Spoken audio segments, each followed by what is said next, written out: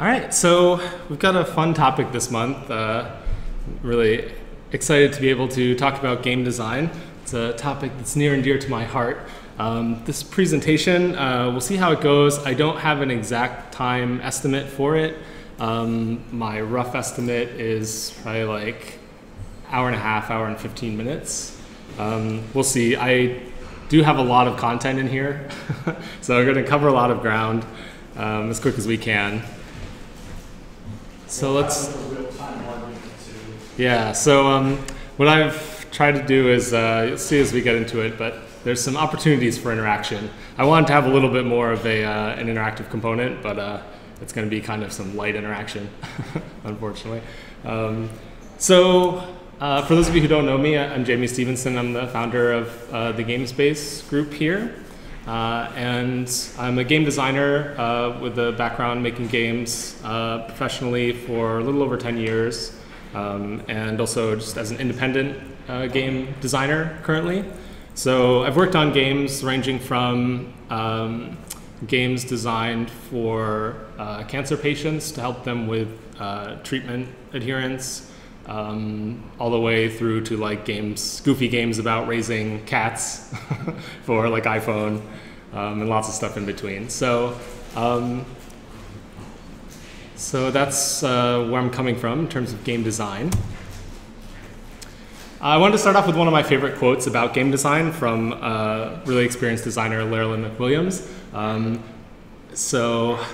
A lot of my slides are going to follow this pattern. I didn't have as much time to put in images as I would have liked. So a lot of it's going to consist of me reading you text that you're seeing, which I know is slightly obnoxious. But here's the quote. Having ideas that sound good is trivial. Having ideas that work is hard. Figuring out how to make those ideas work is being a designer. So this was something that had been posted in response to a company that was a mobile developer that laid off 2 of their long-term game designers. And the justification that they gave for doing it was, we want everybody at the company to do game design. So we're going to kind of eliminate design as like a specific discipline within the organization so everybody can do it. And so, you know, there's a kind of longer response to this that was posted that precedes this quote that I really encourage people to read, because it's a really great articulation of some common misconceptions that people tend to have about game design. And, you know, also just there's kind of a bit of, not necessarily soul searching within it, but, you know, Lerlyn McWilliams has been a game designer for a long time within the industry, and one of the patterns of that experience, based on her description, was kind of not feeling like design as a discipline really got a lot of respect necessarily. And, you know, she was sort of likening it to writing in some ways, in that like there are certain disciplines that a wide range of people feel like, oh, I can do that. Like I don't need any training to do it. You know, I'm inherently a designer. Like I'm creative, so like why wouldn't I be able to be a designer, right? And I believe that everybody has the capacity to be a game designer, but you know, it's sort of different from some of the other disciplines that go into making a game, like coding, for example. Like not necessarily everybody expects that they can just jump in and start being a coder instantaneously, right? They assume there's going to be some training involved. It can be similar with visual art, right? It's something that's maybe a little bit easier to evaluate. But design as a discipline is something that, you know, a lot of people are interested in, which is great, but not a lot of people necessarily take that interest and then take the next step to kind of learn about some of the knowledge that's accrued around design as a discipline. So that's what we're going to talk about today. My general view about design as a whole, and game design in particular, is I view it as both an art and a craft. So, you know, a lot of the kind of misconceptions that the previous quote was addressing was people making the mistake of thinking that design is just about kind of having cool ideas, right? If I have lots of cool ideas, then, you know, that's what design's all about, right? And that is an important part of design, no doubt. But there's also this whole kind of nuts and bolts aspect to design, where the actual design of your game consists of all these little decisions that you make over the course of development, right? And development, in the case of, you know, commercial games or even independent games, can be sometimes years, you know. So you need to be able to both have this sort of high-level creative vision for a project, but also be able to express that vision through all these little micro decisions that you make about your game, and, you know, all these little things that add up to your final result. So that's what I kind of classify as scalpel and plow skills. It's kind of a goofy phrase, but for whatever reason, it's stuck with me. It's actually just based off like some song lyrics. It's not an actual term from like game design discipline, but it's basically just means, you know, scalpel, very like low level decisions, right? And plow being like, you need to be able to switch as a designer often between the micro level and the macro level kind of seamlessly, and not allow yourself to get lost in one or the other for too long. So while you're making all these tiny decisions, you have to keep that high level vision in mind. It's worth noting that, you know, I am a programmer, which means that I am going to immediately ask for the smallest of the smallest detail because I have to make them. Mm-hmm. And then you have an artist who just needs to know the generic idea of how to make something. Now, mind you, obviously there's a wide range of things, but I like to think that a lot of artists need significantly less direction. Well, noticeably less direction than programmers do in the fine granularity of things. And, you know, as far as I can tell from talking to a lot of game designers, that is a level of involvement that a lot of game designers have to encounter as well to be able to communicate between these two very different fields. Yeah, absolutely. So we're going to talk a bit further on about how you kind of articulate your creative vision to other people that you might be working with. So we'll definitely be getting into that, and that's a great point. So yeah, scalpel and plow. And, you know, I think a lot of us, you know, we might gravitate towards one or the other naturally. Like, I've met a lot of really great creative people who have worked as game designers, and they're great at kind of the high level, you know, 20,000 feet view of game design, like just the creative concept, but they don't necessarily have patience for the fine grained detail.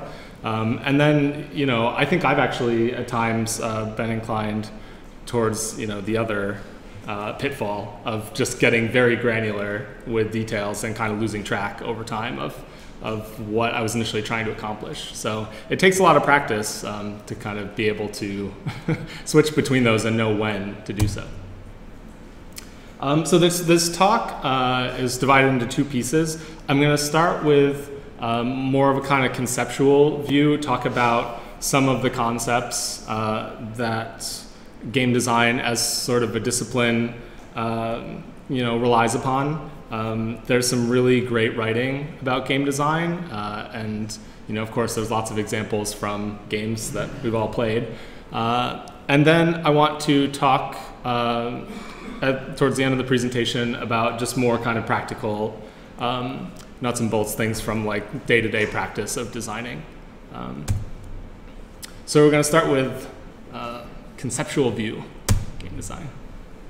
One thing that I want to make sure to clarify before we get into some of these concepts is that, you know, I'm going to be giving some kind of best practices or concepts that some designers find useful, but there are plenty of great games that don't follow these rules, that like actively subvert them, and that's fantastic. To me, that's some of the most exciting game design, is things that really like actively push against some of these, you know, supposed like conventional design wisdom. So the reason that I think it's important still to kind of learn about it is you can really enjoy subverting those rules that much more, right, if you know that you're subverting them. So, you know, at least for your own enjoyment, if nothing else, I think it's fun to know what rules you're breaking. And that's what we're going to do. So one of the key things about game design, once you start to kind of look at how different people approach it, is there's a really wide variety of different approaches that people take. Game designers apply, you know, just expertise and skills from all these different disciplines. And if you can really like synthesize and you're interested in like a lot of different topics and pulling little bits and pieces out of them, then that can really serve you well as a game designer. Some of the most commonly cited sort of areas of study, I would say, that tie in with game design, psychology, right? You're wanting to think about the player and what effect things are going to have on the player. So you want to have some knowledge of human psychology in a general sense. Cognitive analysis, just in terms of like figuring out how people sort of form mental models of things and how they kind of start to understand concepts. Because when you start playing a game, you have to kind of learn the underlying concepts as part of learning to play the game. And games are systems, so systems theory, there's a lot of really interesting knowledge there to pull from. And that's just the tip of the iceberg.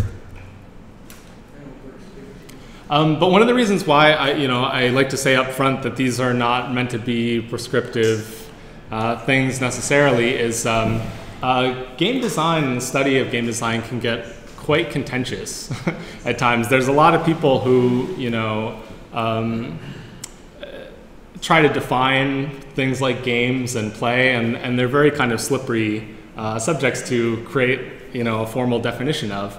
And even the process of creating these formal definitions, which people often undertake with all the best of intentions to just better understand, their field as game designers, can end up being quite exclusionary, right? When we say, try to define what a game is, we're also kind of drawing a line that will often exclude some people, right? So it's important to be aware of that. And there's a significant history in the study of games and game design of kind of turf wars, I would say, of people taking these very different approaches and just getting very contentious with each other. So they pop up in all these different things. So ludology versus narratology was an early kind of academic turf war around games. The best way that I can encapsulate that was there were a group of people who were studying games from sort of an existing humanities perspective and like cultural studies to a degree. And then there was this other group of people who were kind of railing against that, saying, no, games are their own thing, and the history of games goes back, since ancient times, and like games should be studied as games, like in and of themselves, and not looked at through the rubric of, stories or whatever else it might be. So that, I don't know that anybody ever really identified as like a ludologist or a narratologist actively, but that produced some really interesting writing about games. Sometimes when people start to get a little bit heated in terms of their debate, that can be really enlightening too, just to follow along, because people really get a little more articulate when they're mad sometimes. So I recommend, looking up some of those old battles around that. In particular, there were some dialogues and debates online between Frank Lantz, who's one of the people who runs the NYU Game Center, and a great game designer who often is thought of as taking kind of a more formal approach to game design, and groups like Tale of Tales, who produce these really experimental games, and they probably wouldn't describe what they do as games. They wrote something called the Real-Time Art Manifesto, which was hard to summarize in brief, but basically it amounted to looking at interactive experiences through the lens of games is very limiting. Like grafting all these things like rules and goals onto them is really limiting what they can be, and we don't like that. So definitely looking up some of those exchanges between like Frank Lantz and the folks from Tale of Tales is highly encouraged. That was one of the things that really shaped some of my early understanding of games and game design. Not to be mistaken with Telltale or Tale of Games. Not to be mistaken with Telltale, yeah, or Tale of Games. There's a lot of similarly named studios. Those are all people doing really good work, but yeah. Actually. And so actually there was like a slightly more recent version of it, not the exact same schism, but Formalists versus Zinesters was sort of another name for these things. And that was like, a lot of people looked at it as sort of like old guard established game designers who take a more formal approach and are very academic and sort of rigorous in some ways, and potentially stuffy in the way that they approach things in some people's view. And Zinesters, who are sort of like folks who were intentionally taking like sort of a punk rock approach to game design and just saying like, we don't care about all those rules. And a lot of the folks on that side of things, I think, felt excluded by some folks who they associated with the formalist camp, whose definitions of games might have excluded them, not necessarily intentionally. So that was something that popped up within the past, 4 or 5 years or so, and that led to a lot of really interesting writing as well about lots of people articulating their outlook on game design and how they approach it. Plants vs. Zombies is not a famous debate between game designers, That's my favorite game. Sweet. One of my favorite games. It's a great game. We're going to talk about it a little bit more further on. Okay. Yes. I was going to say, this type of debate happened to me in real life. Really? Because when I became part of a group called the Storytellers Guild, which was a traditional tabletop role-playing group, I tried to expand the group into more areas like video games, anime, just more of the geek culture. And I got a lot of resistance from the traditional RPG players. You're the goddess of long swimming and Yeah, just the name of the group, the Storytellers Guild, kind of told you what direction they were coming from. Yeah. And the way I was trying to implement all these newer forms of storytelling through video games or anime, I thought it was going to dilute the purpose of the group. Right. So. Yeah, that's interesting. Like, there's also, sometimes some different approaches taken by people approaching games from like a digital games perspective versus like board games or more traditional games or tabletop, right? Tabletop has had its own set of like people trying to formulate theories. Like there's the whole GNS, gamist, simulationist, narrativist thing, which was people trying to kind of classify the way people play tabletop role-playing games. Like if you've ever played like Dungeons and Dragons or something, you might have found like you might be in a group that's wanting something very different out of the game, right? Like some people are just in it for the loot primarily and want to like raid dungeons, and then other people want to really like role-play a character and things like that. And so yeah, GNS theory is an interesting attempt to kind of reconcile those as well, or at least explain them a little bit more within that context. So my general view and the view that we're going to kind of focus on here is, I say comprehensive, which isn't quite right, but basically I like to try to take a holistic approach to design. I don't think that any one person has like all the answers related to game design, certainly not me. But it's really instructive as a game designer to see all the different ways people approach it. And in my view, some of the best writing that I've encountered about game design takes a similar approach where they're examining it through all these different perspectives and just kind of saying like if we look at it through psychology, like what can we learn about game design that way? If we look at it through systems, what can we learn by taking that approach? But not like, sticking with just one or another. So these are like 3 really great examples. I'm going to write up a list of some references to send out, and we'll post it on the TVGS site. But these are 3 somewhat scholarly and certainly very thorough attempts to write about game design. Rules of Play was the first one that I read, and that's every chapter is like looking at games as something or other, just looking at it through a different perspective. And as you can maybe tell from the subtitle of The Art of Game Design, A Book of Lenses, that's a similar approach taken by that book by Jesse Schell, where every chapter is like a different lens through which to view game design. Game Design Workshop by Tracy Fullerton also like just gives you all these different perspectives. So all 3 of those come highly recommended. Rules of Play has a special place in my heart just because it was the first one that I encountered that really just covered all these concepts that I hadn't even heard about before. So in general, in terms of general game design concepts, one thing you might encounter a lot as you kind of read people's writing and how they approach it, is people referring to game design as a second order challenge. And basically that just means that as a designer, you're kind of creating a system at one level of remove from the players interacting with it. So you have a goal of an experience that you want to create for players, but you don't directly like instill that experience in them somehow. You have to sort of craft this system with these kind of formal components and rules and all your different types of content and things like that, and kind of piece them together and hope that the experience that you want kind of emerges from that.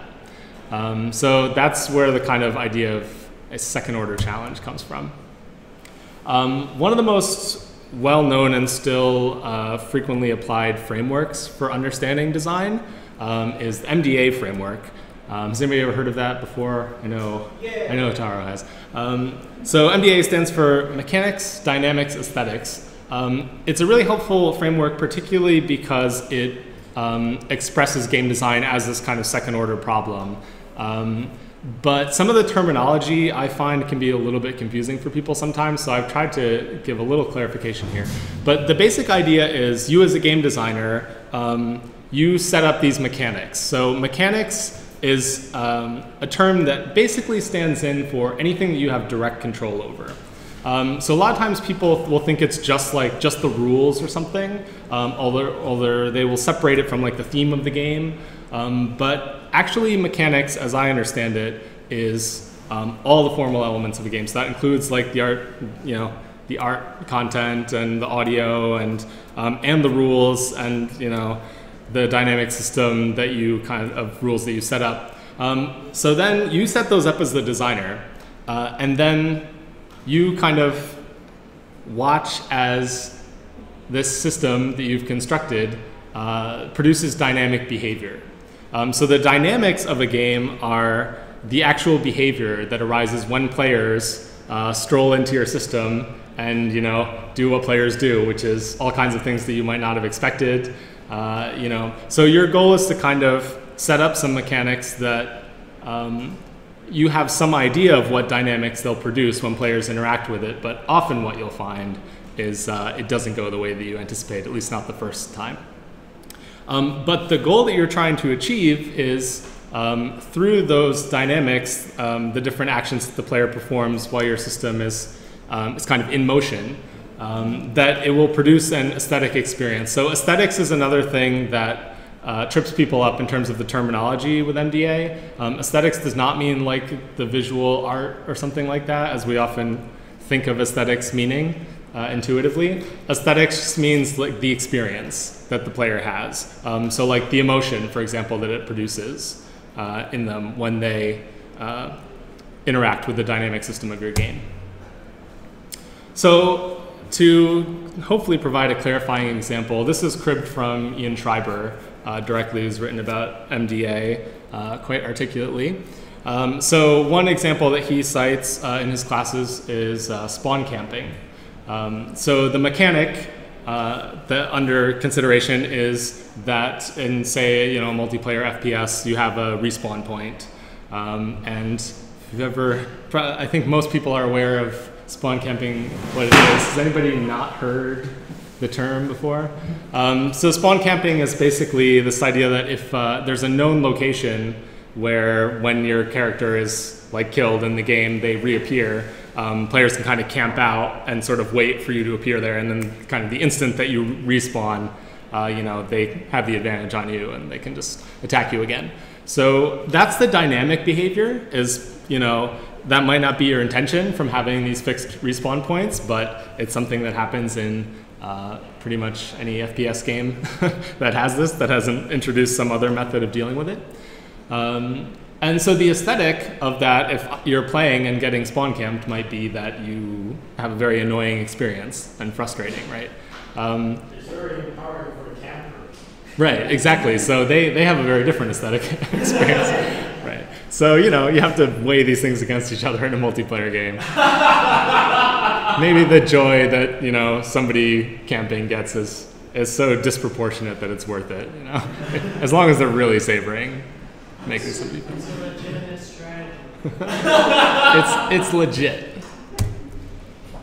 So this is actually like a little more practical before we dive into a couple other sort of airy concepts. But one thing that I suggest when I teach game design to people of all different ages is like, first question to ask yourself, or a very early one, is what does the player do, right? And so you'll find all kinds of terminology about this in writing about game design. Player verbs being a very common one, right? Like Mario jumps, you know, and so on. And, you know, related to what the player does is what the player can't do or isn't allowed to do, right? So you might have rules specifically constricting the player from performing certain actions. You might not want them to be able to jump, you know, depending on what your game is. If you're making a walking simulator, then they're not allowed to jump, you might say. And constraints and affordances is a term that a lot of you might have heard already. When it comes to just design in general, it's one of the more well-known concepts. Constraints just being, you know, basically rules, effectively. Affordances is slightly different. I think I have an example. Nope.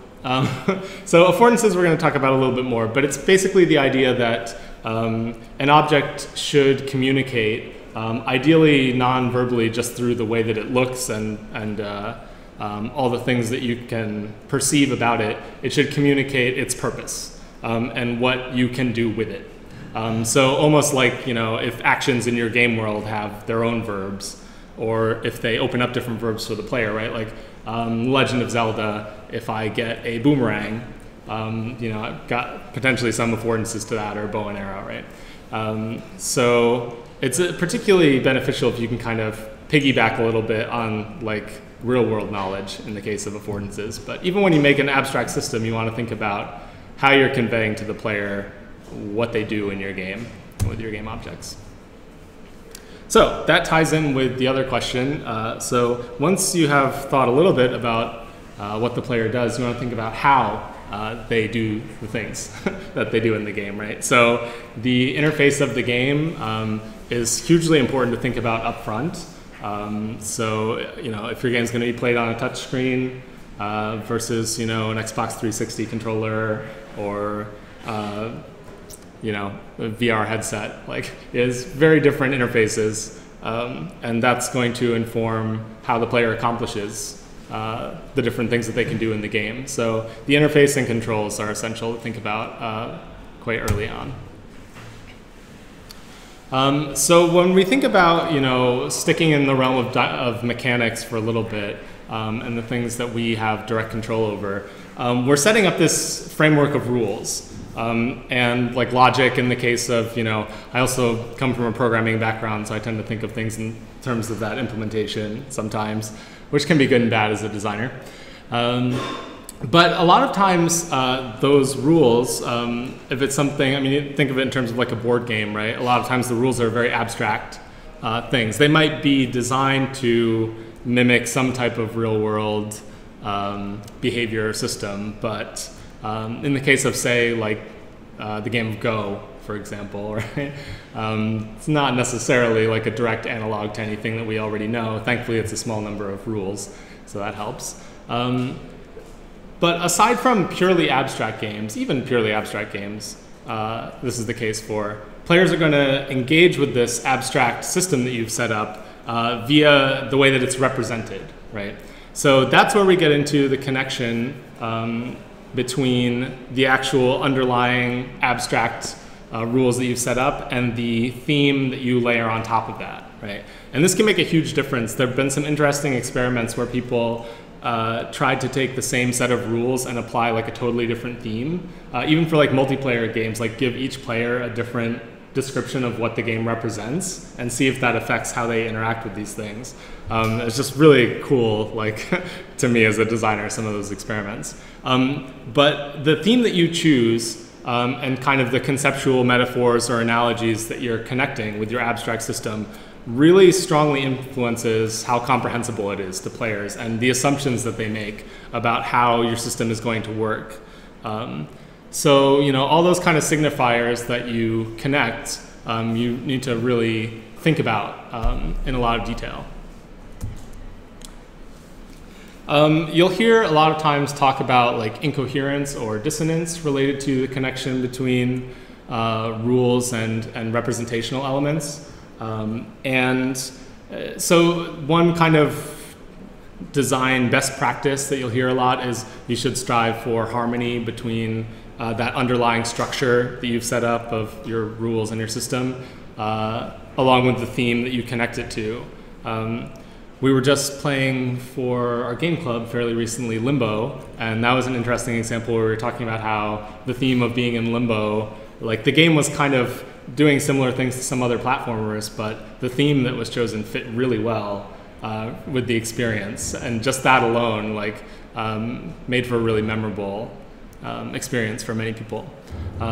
So yeah, you want to think about these things in terms of clarity. Unless you're actively trying to frustrate players and kind of muddle things up a little bit, which I'm not disparaging of, but a lot of times you want players to sort of understand your system so they can interact with it in a coherent way.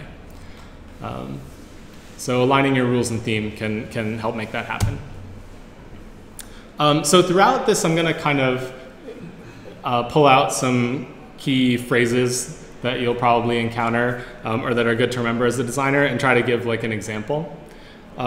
So this is something from general principles of design, separate from games. But has anybody ever heard this phrase, form follows function, before? Yeah. A little bit.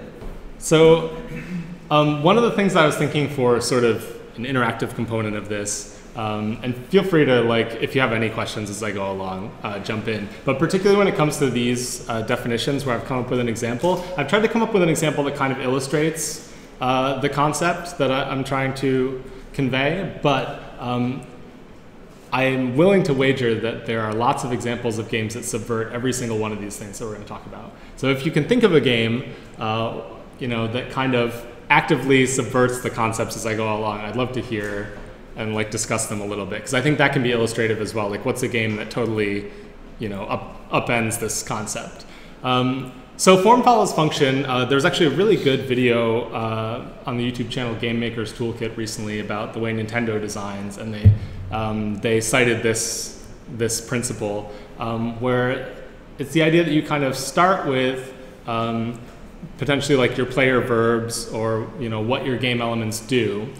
They have some fundamental purpose, and then you choose a representation for them in order to most effectively convey and communicate that purpose, right? So you start with sort of the mechanical, what does this thing do? And then you figure out like what should it look like, how should it be represented? So in the video for Game Maker's Toolkit, they give the example of like Splatoon, right? If you look at early prototypes of Splatoon, it's, as with many games are, it's just kind of gray boxes moving around. But they had this general mechanic that they wanted of being able to like spray paint or ink and then be able to move around in it. So a lot of the other like visual and representational aspects of the game were chosen when they already had that piece in place, like the functional element. So the form followed the function, came afterwards. And so that was maybe an extra example. A really good one that I suggest checking out is Plants vs. Zombies. Probably some of you have played it already. But George Pham, the designer of Plants vs. Zombies, has done some really good presentations, including one at GDC called, I believe, How I Got My Mom to Play Plants vs. Zombies. And basically, he gave roughly 10 pointers for tutorials in games and just how you represent things to make them more intuitive for the player to understand. So like Plants vs. Zombies was not, that theme did not, or like they didn't start with, we really think plants should fight zombies and that will be fun. They started with, let's do sort of a tower defense game on like a single screen or a small area. So starting from that point, they realized they needed slow-moving enemies. Otherwise, they would just like whip right across the screen and reach the area you're trying to defend. And they wanted kind of stationary things that you could place down that were stationary and that you wouldn't expect to like get up and walk around and like attack these enemies. So that's where they looked at, slow. What's a thing that people already have an idea of and think of as slow moving, right? Zombies. Yeah. And so, you know, plants just being rooted in place. And even the design of the individual plants, right? Like the way that they look, their name, everything about them, tries to imply their purpose, even without you having to like read a lot of explanatory text.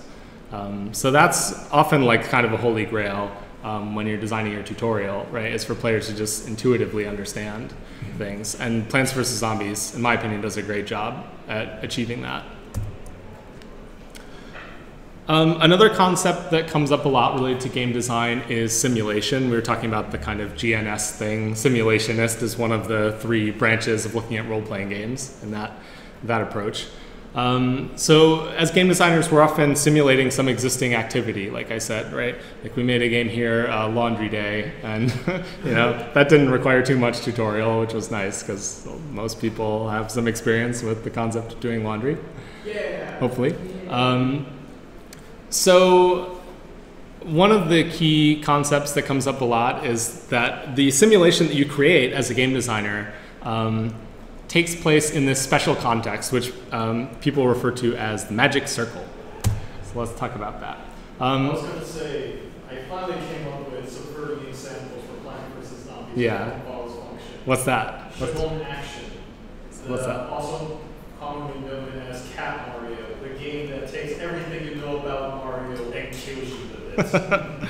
Yeah, that's true. There's because now with the advent of Let's Plays, like intentionally trolling has taken on a whole new life. And it's fun, right? That's enjoyable.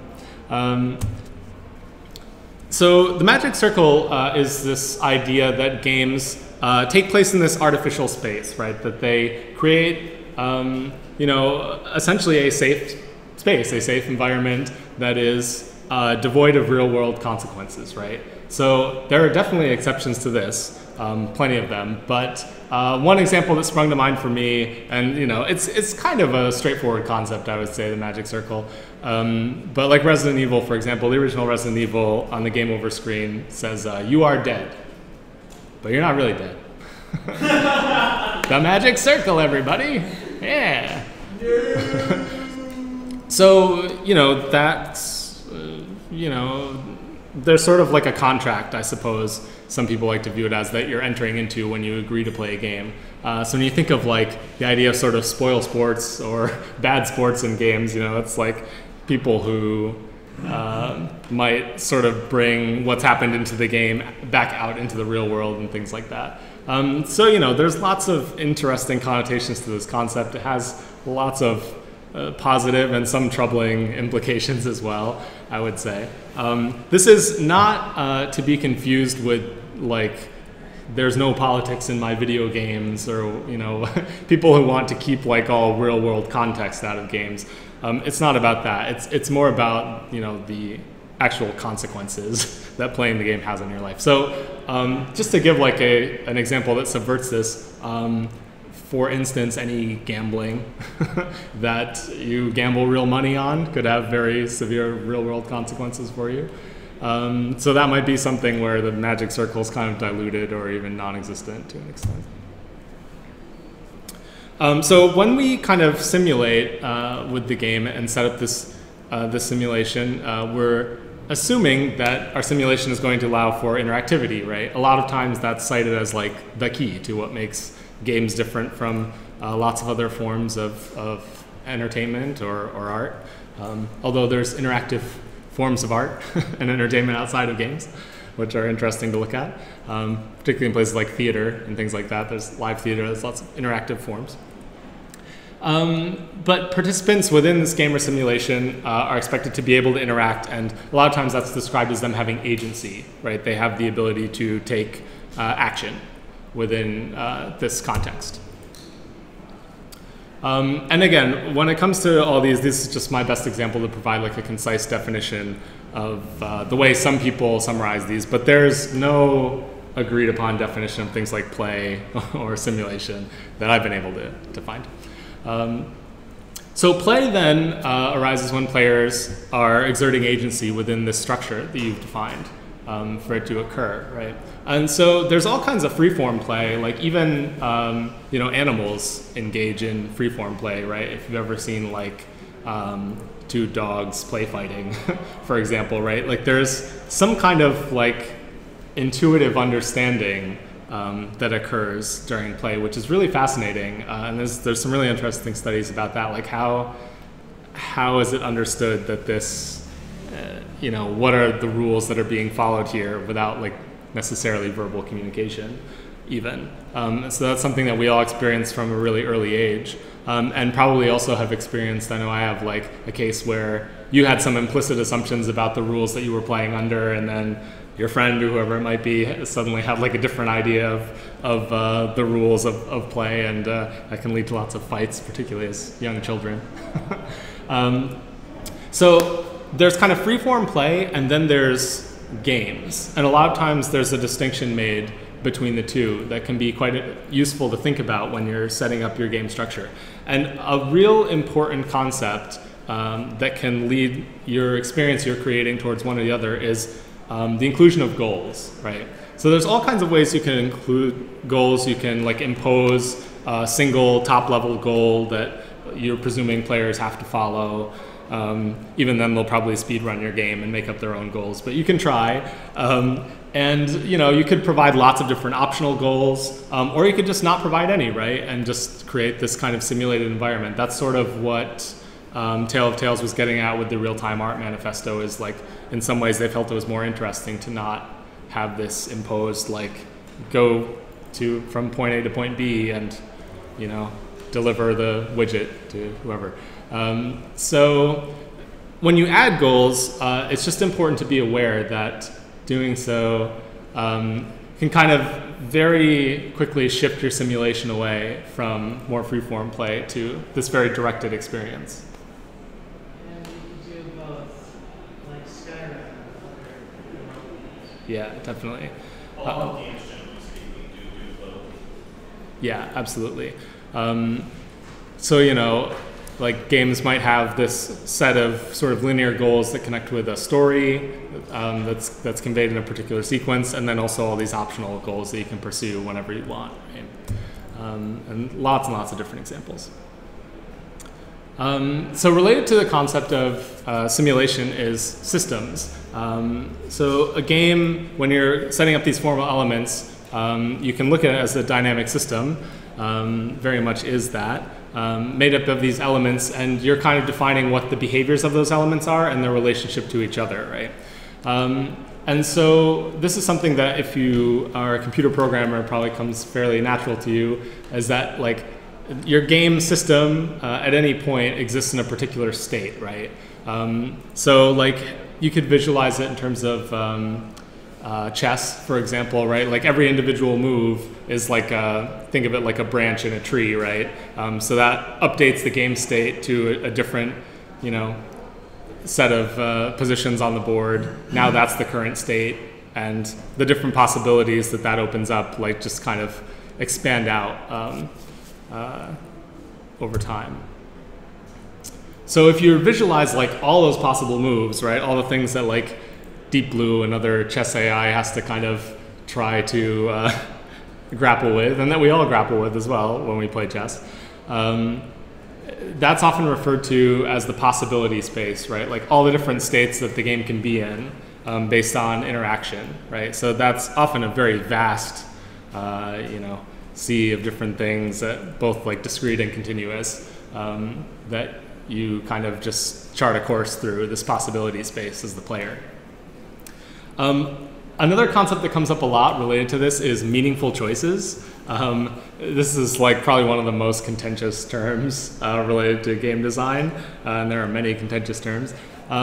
So there's game designers like, Sid Meier and others who have described games as like a series of interesting choices or meaningful choices. I make a distinction personally between meaningful and interesting.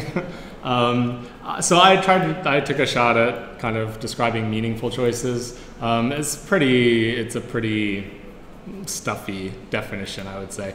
But meaningful choices you could think of as arising when the player has some game state in mind, like they want to get the game to some particular state. So like in chess, to stick with the chess example, right, you want to capture the other player's king. So that's your desired state. And if you're able to intentionally apply these decisions in an attempt to move the system toward that state that you're desiring, then you're making meaningful choices. Whether or not those are then interesting to you is, meaning and interest are quite subjective, I suppose. Assuming that the game state is actually achieved, yes.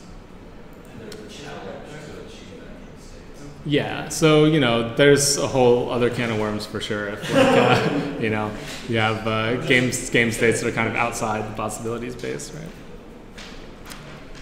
So during that process, right, if you can think of like the mental state that you're in when you play chess, this applies to like any game, and this is where kind of some of the cognitive theory comes in.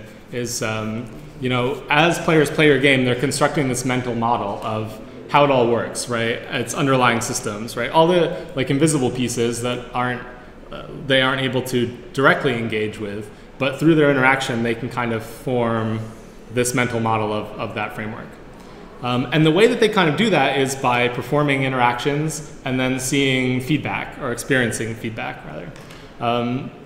So that's like the crucial ingredient, in my mind at least, when it comes to players being able to develop that understanding and continue to refine that mental model as they go along, which is one of the pleasures of games, right? It's like being able to understand how they work and how they put together and make assumptions about why and things like that. So if your game doesn't provide that sort of feedback, then it can become more of a sort of black box experience, which can be a fun experiment as well for sure, but not being able to get any feedback at all usually causes people to think your game is broken.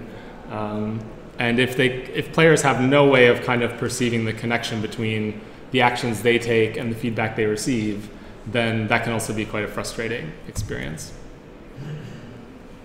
One other concept that ties in with systems is the idea of an economy. Many games have some kind of internal economy where there are resources that kind of travel around this system.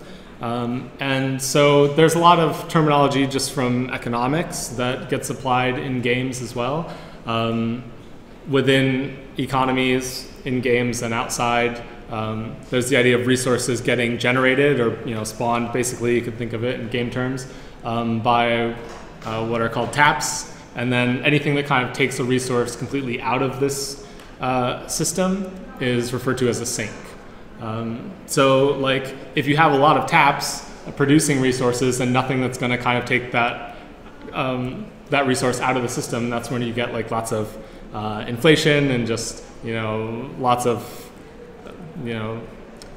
piling up of a certain resource, and that MMOs and lots of other games have to deal with this on an ongoing basis, things like gold farming and so on. And one of the other keys, aside from taps and sinks, in terms of economic approaches to games, is resources move through this system through these sort of connections and flow through, and they collect in these stockpiles or stocks. So, to go back to Resident Evil, at least the original Resident Evil, your inventory boxes that you could store things in, right? Like you have like limited amount of space. Lots of games do that. Like you'll have your inventory and you have to kind of choose what to bring with you and what to leave behind. So the size of stocks relative to the amount of resources that you're coming across can have a strong influence on your experience of the game economy. If you can just have like infinite storage, then that's a very different experience from having to like pick and choose in like a survival game, for example. So that brings us to the notion of balance, which is a very complex and often quite challenging task for any game designer. Any game that has an internal economy to it is going to be susceptible on some level to things like min-maxing and players trying to kind of optimize. So the sort of gold farming would be one example, where people are just trying to find any exploit that they can effectively to increase the rate of production of a certain resource that they want just as quickly as they can, often beyond the level that you've are ideally hoping they'll be able to do in their dynamic interactions. And a related concept to that is dominant strategies. So anytime that there's sort of like an optimal approach to achieving a certain goal or a desired state within a game, then your lovely, vast sort of sea of possibility for some gamers will completely collapse down to just effectively a completely linear thing where there's only one sensible choice, as some people see it, where that's just preferable in a given context. So, you know, if we were to play rock, paper, shotgun, not the website, but the actual game, and we assume that shotgun, you know, is the winner, then why wouldn't you go with that? Unless you're feeling charitable. Unless you want to be dead. So there are different ways that designers try to address dominant strategies. You know, these days with many games you can sort of patch them and certain, you know, nerf things and stuff like that. One other method is to introduce like a new strategy or some kind of element that will counterbalance that. So, you know, in the rock, paper, scissors analogy, right? Like lots of games kind of have a rock, paper, scissors style mechanic where individual strategies counter a particular other strategy and they're weak against another one. So in the case of like Pokemon, for example, right? The original Pokemon psychic types were, you know, effectively the best type for all intents and purposes. There was only, you know, one particular elemental weakness they had, and there was only one move in the game that would deal that type of damage. So, you know, although on paper, if you were to look at like a grid of the different strengths and weaknesses, you know, it would still hopefully be apparent to you, but it wouldn't be as obvious until you then dug a little deeper and saw like, oh, there's almost no way to actually achieve this. So subsequent Pokemon games kind of tried to address that by introducing some more types, which they most likely would have anyway, but just kind of rebalancing things a little bit so that every type has a few more countervailing options. So that's one way to address it. And then another way that you can address these sort of dominant strategies and min-maxing things is with feedback loops. So this is a concept just from systems theory in general. And there's kind of sources of leverage where you can really influence what happens in a system. And just in terms of like a mathematical or economic approach to a game, this is a really critical concept in my view. Because you can really create these dramatic game dynamics just through the use of feedback loops. And you've experienced them guaranteed in games that you've played. So here's two examples. So there's reinforcing loops, often called positive feedback loops, and there's balancing loops called negative feedback loops as well. So reinforcing loops are things within these systems that encourage the system to kind of continue on in a direction, and often they create this kind of unbounded exponential growth, right? So anything that sort of amplifies something and like feeds it back in. So the example of like Monopoly as one, right? Like the more kind of property you acquire, the higher the likelihood is that you can then gain more money that you can then utilize to buy more property, right? And, you know, hence Monopoly. So that's an example of a reinforcing loop. And those things tend to tip the game towards like an end state, right? Or like they tend to completely unbalance the game state, at least towards like, you know, towards a particular direction. And then balancing loops are things that bring a system back towards equilibrium, right? So like the common non-game example is like a temperature control system where like monitors the room temperature and then will alter the state of the room by, you know, producing cooling or heating. But an example from game that probably some of you have played is like Mario Kart Rubber Band AI, right? And actually multiple things in Mario Kart provide balancing loops. So like the item distribution often is tilted towards the further, you know, the worse your position is in the race, the better item you'll get that will enable you to, you know, slow down the other players or speed yourself up, right? So all these things like that also creates a type of drama, right, in a racing game where, although some people don't necessarily like it, it's, you know, it keeps things close. Often, you know, dampens a little bit the differences between skill levels and things like that, which a lot of times when Nintendo is designing more family-friendly party games, they seem to kind of intentionally take that approach.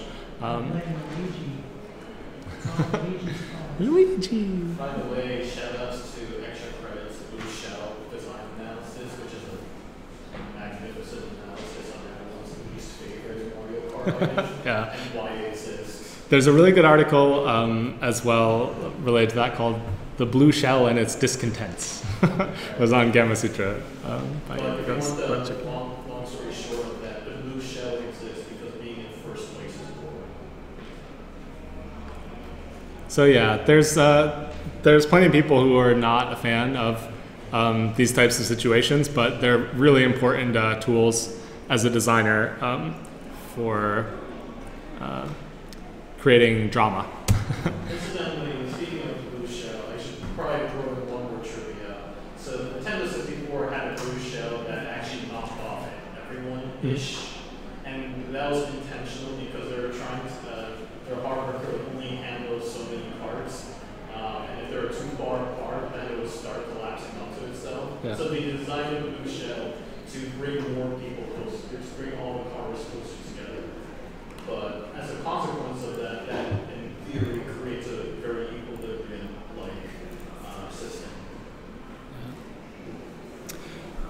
Yeah, so related to that is just the idea of skill level, right? So there can be kind of formal imbalances built into your game economy, and then there are like imbalances that you experience through the dynamics of playing a game when you play against somebody of a very different skill level, right? And so that's one area, by no means the only reason why you would introduce luck or randomness into your games, but it is one of the more commonly understood and referenced uses for introducing luck, is just as I mentioned, to kind of like mitigate those differences a little bit and bring people to slightly more of an even playing field. So like the much bemoaned and lamented Fox-only Final Destination, no items style of Smash Brothers, which I personally love. You can see if you play that, like the amount of options that a game like Smash Brothers gives you, like the defaults are very much geared towards more randomness, more luck, and like that's great for the experience that most people play it as. But then there's also this ability to completely switch a lot of that stuff off, and then once people get to kind of high-level competitive play, that's exactly what they do, and it's two very different experiences. Where if you're used to playing one way and then you go back to playing the other, it's like totally different, two different worlds. So random chance. I think it's one of the more well understood concepts of games. One thing that people sometimes make the mistake of thinking is that introducing like a random element completely negates player skill. But oftentimes, if it's not completely pure chance, if you're not playing like Candyland or something, then there still often is room for player skill, but it's kind of a skill that comes from taking calculated risks and having an idea of the probability of different outcomes and things like that. So, there's skill to that for sure. Yeah, exactly. So critical hit ratios, it's a good example.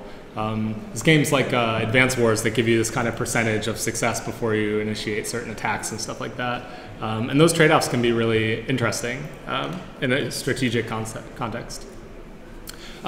So when you're designing these game systems, kind of moving in the direction of dynamics more, you want to think about player interaction patterns, which is, just some of the common things that you might have thought of, just maybe not under that phrase. But, is your game going to be single player? Is it going to be geared towards like team competition or cooperative play? There's a really good breakdown in the game design workshop book of a lot of the different models of, team of human players versus like a computer system, or like, two human teams, or just single player PvP, and all these different forms of player interaction.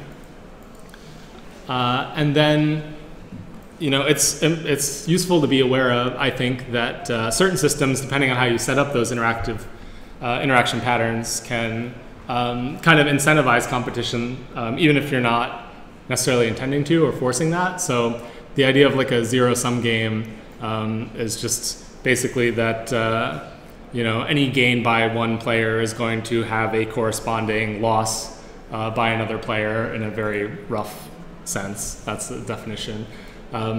So that can often sort of incentivize competition among players. Like often cited example would be like poker or something, a game where you're playing with friends and each betting your own money. Like there's presumably a fixed pool of money in the game, and if Tara wins a hand from me, then he's gaining money and I'm losing. So that's roughly the idea behind zero sum. But there's examples of where even that can create some interesting dynamics in a cooperative context. So if you've ever played like a cooperative game where you can take a life from your partner, like old school Contra, or Smash Brothers does that too, where if your player has an extra stock of lives, and you always have that negotiation of like, is it okay if I take one, right? Because that's a zero sum situation. So it's not a trivial decision, but it doesn't necessarily force competition. It often incentivizes it. Some other things to consider are what your approach is going to be to time and space in your game. So again, these are things that are usually fairly intuitive for a lot of people to think about. Is your game going to be real-time or turn-based? We're kind of used to, a lot of us, thinking about games in these terms. Are you going to include like some kind of time-based challenge within your game? Because that's an added approach to time pressure. In terms of the space of your game, 2D versus 3D can make a huge difference. We talked about interface. If your game's going to be played on like a tiny mobile device screen versus some kind of immersive VR environment, you're going to have some very different design considerations. And then just beyond that, you've got like your kind of viewpoint. So that leads to the concept of player perspective. So player perspective, you can think of in terms of like where is the camera and stuff like that. That's a very crucial aspect of perspective, but I also rope in what information the player has access to kind of under perspective, which might seem a little weird and counterintuitive. But it's super crucial to pick and choose what information you're going to allow players to have access to at any given time, and which information you're going to kind of prominently display to players, and which stuff you're going to kind of tuck away, what is like most essential. So you'll often hear a distinction made between games of perfect information, like chess, where you can understand the entire game state at any given time, and there's no obfuscation, versus games with hidden information, right? So if you've ever played like a real-time strategy game with Fog of War, or most any game that involves cards, that aren't face up all the time. Cards are the traditional method of having some hidden information in a game. What would perfect information,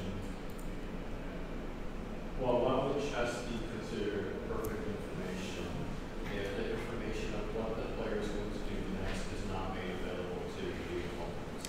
Yeah, so perfect information in terms of the traditional definition doesn't encompass like reading the mind of the other player, knowing their strategy, or like anticipating what they'll do necessarily. It just refers to is there any component of the game state that you like are not able to be aware of, right? But yeah, so any like actual game element, right? Can the player hide themselves, or for that matter, can the game designer hide from the player? Yeah, that's right. Yeah, so the dynamics, right, of like what people actually do, even in a game of perfect information, is pretty amazing.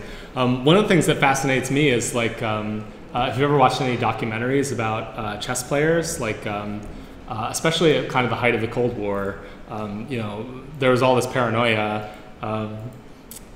just generally, and then when there were these, matches in Iceland, that Bobby Fischer was involved in, like there were all these people involved who were incredibly paranoid. And it's fascinating to me, in a game of perfect information, like there were still all these things like kind of around the meta aspects of the games that they would try to control because they felt like it was going to like kind of seep into the game in some ways. So, you know, there's like stories about like Bobby Fischer demanding that there weren't any cameras in the room, or the only camera was moved like way to the back of the room. And there was a quote from, I believe, the other player in one documentary I watched where they said, as soon as that happened, they knew they had lost the game, which I still don't really fathom, but it goes to show like how deep the dynamics can be, right? Even in a game where ostensibly you can see everything that there is to see, in some ways you really can't, right? Because so much of it takes place in our minds still. I wish I could remember the name of that documentary. I'll try to look it up and post a link when I post the other materials for this. So these, you know, games are systems, as we've been talking about, built from these different components, and that's kind of a portion of the mechanics.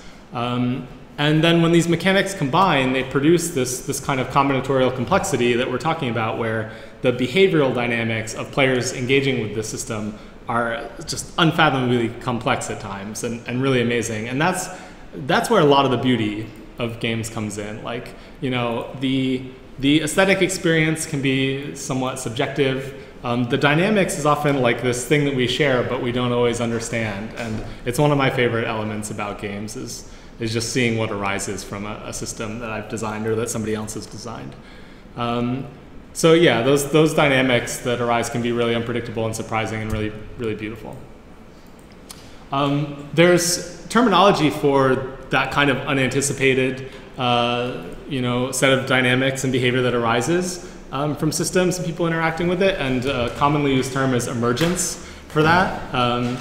So as a designer, like, you might often wish while you're developing a game that the mechanics that you put in place for your game just produce like exactly the dynamics that you were expecting or presuming they would. But you know, like I said, that kind of astonishment and beauty that can come out of things going in an unexpected way can be even more fun if you can kind of cultivate an appreciation for it. So, you know, I just gave a couple examples. There's so many examples of this. But like procedural generation is, you know, one thing where, you know, there's kind of procedural content that gets generated ahead of time to go into a game, but there's also games produce procedural content on the fly through the dynamics and player interaction. And just a lot of times what gets produced is not something that you anticipated or that you even necessarily could have produced directly on your own. So that's really exciting to me. And then things like speedrunning, like I was bringing up before, right? Like that might not be presumably the goal you have in mind for how like players are going to interact with your system, but the dynamics of like speedrunning are incredible, and like the amount of love and effort that people put into taking the dynamics of the game in a totally different direction than the designer might have intended is really cool. So speedrunners often are super engaged with a game, like maybe the most engaged with a game on some levels. But as a designer, you know, can't always count on that level of engagement from your players at all time. And you know, typically players' level of engagement with your game will fluctuate over time. Kind of like when you're giving a talk, then people's interest might fluctuate as well. So key factors when you're trying to sustain interest are like challenge and novelty. So has anybody ever heard the concept of flow before from psychology? Cool. So game designers love this concept and talk about it all the time.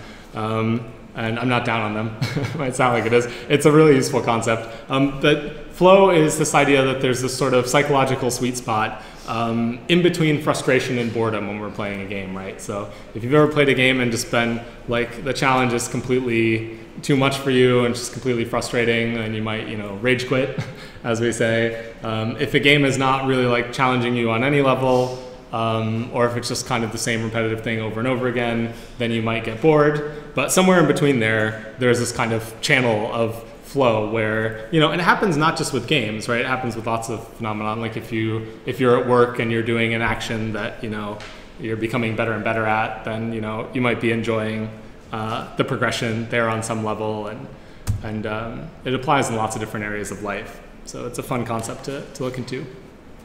So as a designer, when you're thinking about flow, you're often thinking about it in terms of like how you pace things, right? So how you kind of pace your challenges is a really tricky subject, particularly because what causes me to go into my flow state is probably not what causes you to get to that point, right? So it's a very subjective thing, as is anything related to game difficulty, right? So designers have this idea of like difficulty curves and apply a lot of effort to trying to, get the difficulty to advance at a level that will be that will achieve this flow effect. So as the player is progressing, the way that they kind of perceive the game challenge, that you always kind of want it to be in that middle ground between being like a completely trivial thing where everything's like easy and they don't have to think about it at all, to like totally impossible and so daunting that they never want to look at it again. So that's where like as you kind of ramp up those challenges in your game, you can get that sense of sort of advancement and mastery that we've hopefully all experienced at some point while playing a game, and that can very naturally lead to a sense of accomplishment. But it's always kind of a flimsy foundation on some level, because our brains just happen to be wired, right, to like recognize patterns and sort of abstract them away so that we don't have to necessarily pay as much attention to them, and we can just kind of navigate our daily lives and not have to constantly be remembering how to perform the exact same actions and things like that. So that's where sort of the idea of habits comes in. And some game designers in certain spheres like really have the goal of making games addictive on some level. And so they study habits a lot and they want to kind of like leverage them, which I'm not a big fan of as a designer or a player. But habits, thankfully, can also have this downside as well that kind of mitigates those attempts a little bit, where once you have a skill that becomes like totally habitual, then repeating it sometimes can be soothing, but it can also be very boring, right? Because your brain basically just goes on to autopilot. So adding in novelty can help to prevent that from happening. So that's why I say challenge and novelty they're both key concepts to understand when it comes to engagement. So yeah, like I said, like a little variety can really go a long way towards preventing that kind of autopilot effect, right? Like who's ever been driving on like a route that they drive frequently, right, and just kind of blanked out, right? Or just, it just kind of happens automatically, right? Like that's presumably not necessarily something that you might want your player to be feeling every time they play your game. Games can, like I said, be kind of comfort food sometimes in that way. I'm not trying to disparage that. Like sometimes you want to play a game to switch your brain off, but it's not something that I personally aspire to as a designer, to create that kind of experience. So yeah, and then there's of course the flip side, which is like too much variety can be extremely overwhelming very quickly. If it's just nothing but novelty all the time, then you're kind of putting a lot of mental load on your players and forcing them to do a lot of cognitive work, and that can be tiring, among other things. So there's lots of terminology related to that. Who's ever heard of like tyranny of choice as a phrase before? Yeah. So just the idea that like too many options basically can become very daunting and off-putting is how I would roughly classify it. Yeah. There's an interesting thing about virtual reality that people complain that if you put a player in too many different situations, both their eyes and their brain get tired from dealing with processing all of that information. Yeah. So you got to be careful, especially in VR, with not overwhelming the player, giving them a slower pace. Yeah, definitely. Yeah, that's really interesting, like how that changes things. And there's novelty that can come in a lot of different forms, and it's not always inherently beneficial to your game experience, right? Like when it comes to the interface, a lot of times interface designers will aspire to making that interface completely transparent to the player so that that's not the part of the game that they have to focus on, right? Like if there's constantly some new like UI widget popping up that you don't know how to work with, that might not be the ideal type of novelty that you're looking to achieve.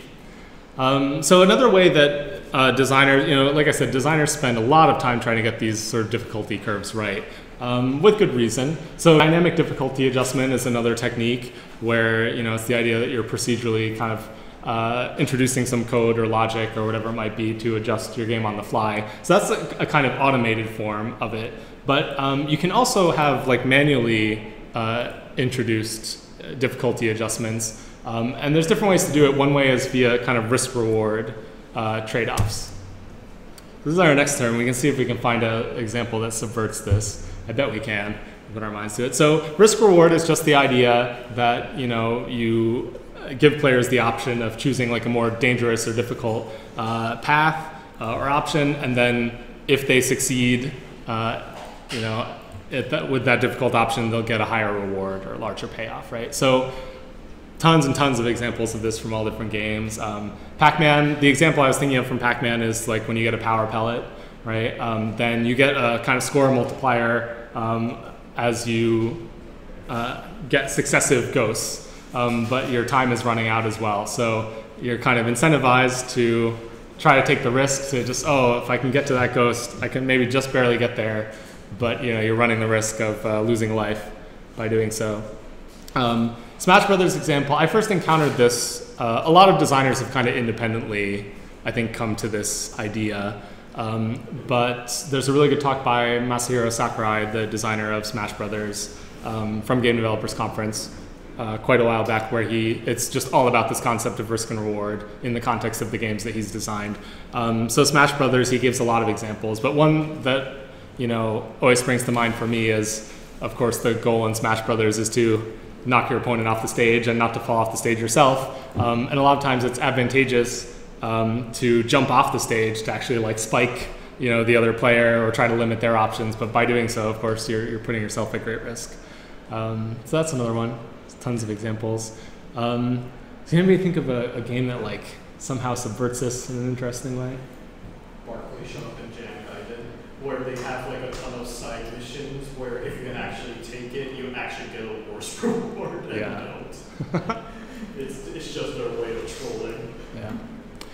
There are some games that are kind of inherently, they're systemically and mechanically geared towards like defensive play.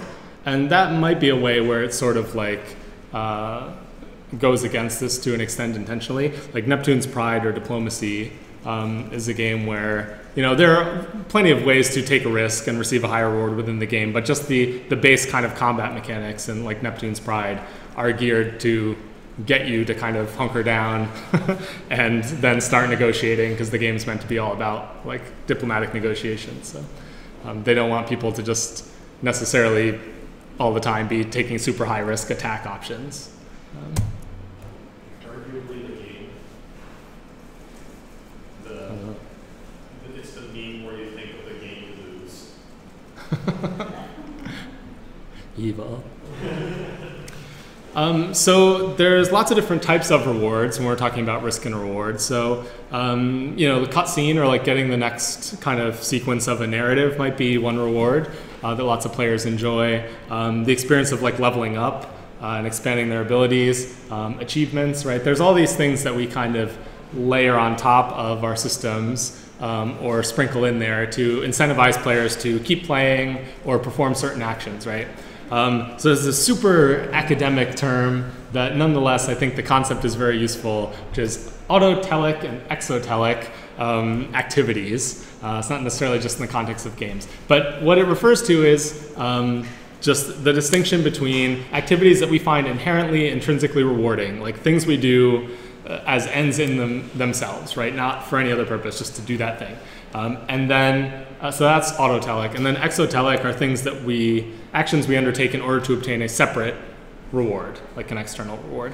And this just comes up over and over again in games, in my view. So, there's all kinds of games, and I've worked on some as a designer. I'm gonna name any particular names, where like the actual kind of base actions that the player is commonly engaging in are extremely simplistic, like really for a lot of people, I think they would fall on the boredom side of that kind of flow channel.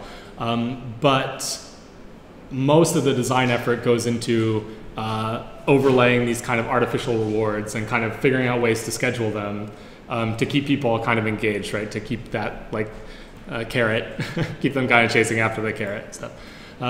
So, you know, it can be a bit of a fallback at times where I think it receives a lot of attention, and in some cases, maybe more than it warrants. So what I want to encourage all of you to do as designers is, you know, think about what the main actions are that the player is engaging in your game, and try to think about whether those are something you consider inherently rewarding, or somebody else would reasonably consider to be like, you know, rewarding in and of themselves. Or is your game reliant on, I put, you know, bribing as kind of a mean-spirited way to put it, but, you know, are you having to introduce all these other external reward structures in order to keep players doing that action, right? If so, I think it's worth reevaluating your design. In particular because there have been some interesting studies looking at the effect that has over time, where, and this relates to things that like are somewhat autotelic, and that like if there's an activity that you enjoy engaging in and somebody starts giving you an external reward for doing it, if you start getting achievements for reading ebooks, for example, if you're a reader, then after a while that can have a psychological effect on people where they stop engaging in the activity for itself, for the inherent pleasure, and they start to focus more and more on the external rewards and do it for that reason. So that's kind of a frightening thing on some levels, and I think there's, you know, there's an inherent responsibility as a designer to really think about that. So one thing that I think is intrinsically rewarding for a lot of people and kind of an autotelic process is learning, right? Maybe not always when you're thinking about it as learning. Like right now, if you're thinking about how you're trying to learn all these new concepts, it might not feel inherently rewarding. But the process of engaging with the game is kind of learning how it works, right? And how to increase your agency within that system and all these things. And for most people, that is inherently rewarding on some level. But we all learn at different rates. So that's where it can get really tricky, in the same way that, you know, difficulty is subjective, so is learning. So when you're trying to teach players about the kind of inner workings of your game, you know, it can get really tricky when you're trying to like tutorialize and do all these things. So like I said, that George Fan article and GDC presentation is, I think, a great starting place. One of the things that he suggests, which I definitely agree with, is as much as possible you want to try to have players learn by doing, right? So the more you can limit your explanatory text, the better. If you can just have them actually do the actions, you know, kind of eliminate noise so they can kind of learn concepts one at a time. So, you know, within level design, there's the concept of gating, where you can use that to kind of teach individual concepts one by one, and especially in the early game, even games that don't have a lot of tutorial text, you'll see will often have some gating. So that's just the idea that like you can't progress to the next portion of the game environment without demonstrating an awareness of a particular skill or some aspect of the game, right? So Mario being like a classic example, right? Like you're not going to get past that first Goomba until you realize that you can jump, right? And jumping being like the key verb within the game, like, you know, they get that out of the way up front, and you're gated early on. Although to be fair, the reason, one of the reasons why the Goomba is also that you're going to die from it. Yeah, that's true. Yeah, many of us probably learn that aspect of the system before we learn the jumping. No, I didn't. So when we're thinking about these structures, you know, there's the concept of nonlinearity that comes up a lot, and most of us, I expect, are familiar with that term to some extent. I kind of think about it as, you know, the extent to which the player is free to exercise their own agency and take their own actions within the game environment, right? So, and that's something that can fluctuate over the course of playing a game. So one example that I find instructive is thinking about it in terms of like puzzle design.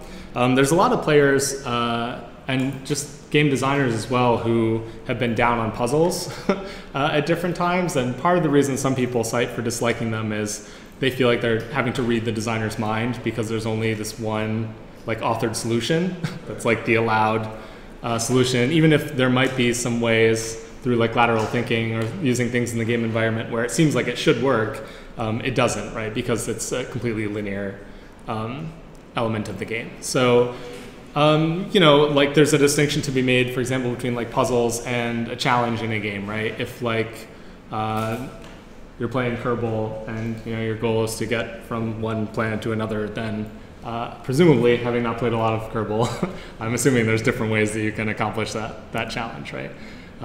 So, you know, that's one way to think about like linearity and non-linearity. But a lot of times when we think about it, our most intuitive thing as players and designers is to think of it in terms of story, right? That's one area where we're used to thinking about linearity. So when it comes to like authored content within a game, you know, a lot of times for that content to be coherent, there's an expectation that it needs to be encountered or presented in a certain sequence, right? So there's a lot of times things that have to do with story will be doled out in a more linear fashion. And that can create some tension sometimes between like player agency and the story, depending on how that's all presented. And this is what brings us to everybody's favorite term, ludonarrative dissonance. It finally came to this. You know you've paid your dues as a game designer when you've had to remember what this term means. So. It's actually kind of just another way of framing something we've talked about, which is the relationship between sort of representational and thematic elements or authored content with, you know, the dynamics and player agency and all that other good stuff and the formal aspects. So ludonarrative dissonance, coined by Clint Hocking, refers to conflict between like the authored story in the game and then the actual actions that the player is performing, right? So a really commonly cited example is Uncharted. There's another one where there's tons of examples, which is why this phrase has stuck around. But you know, Uncharted, the characterization in the story of Nathan Drake being this kind of lovable rogue, you know, and a very great, you know, well-written characterization. But then the gameplay, much of it consists of just mass murder, effectively, like just killing all these people, which, you know, so the kind of systemic characterization and the characterization that the player performs through their actions doesn't necessarily align in some people's mind with the characterizations being presented in the authored narrative. In Bioshock Infinite, you know, I think Cory Booker is the politician. Booker, the lead character, is like at least known to be a high-end citizen, yet eats food from trash. Right. Like, why? Yeah, so, you know, and like Zelda is one that people often cite as like the first time that it occurred to them, like, hey, I'm supposed to be the hero, at least as far as whatever story is being presented in Zelda is concerned, but I'm like kind of a dangerous drifter, like looting people's houses and, you know, like true of many RPGs, I suppose. So yeah, so it's a question of, you know, how much you actually need to be concerned with this. It's certainly something to be aware of. A lot of players are perfectly willing to kind of reconcile these things, but you know, if you can think about that relationship, you can do some interesting things. I mean, the whole of the narrative dissonance like, discussion has more to do with does it kill the immersion factor of the game? Does it kill the magic circle of the game? Yeah. And you know, there's always measures to that. Yeah. I like to think most people are fairly tolerant to the narrative dissonance, but you know, I've definitely had my situations where just the smallest detail can go awry. Yeah. Like, I didn't ask for this, and I got this specific results as a consequence. Yeah. And you know, the fact that it's tolerated by a percentage of players doesn't necessarily mean it's desirable.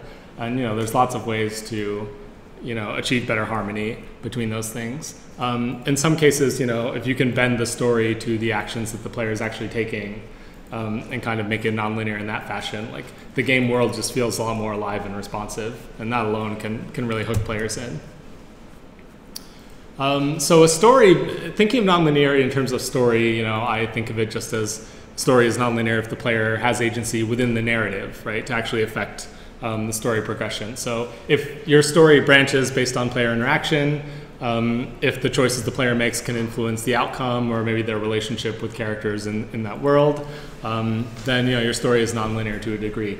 And there's an incredible range of different, narrative architecture was the best way I could think of to describe it, but like this sort of underlying formal structure of how all these little pre-constructed bits of authored content, whether it's character dialogue or story beats, can get mixed and matched or reconfigured based on what the player does in really complex and subtle ways.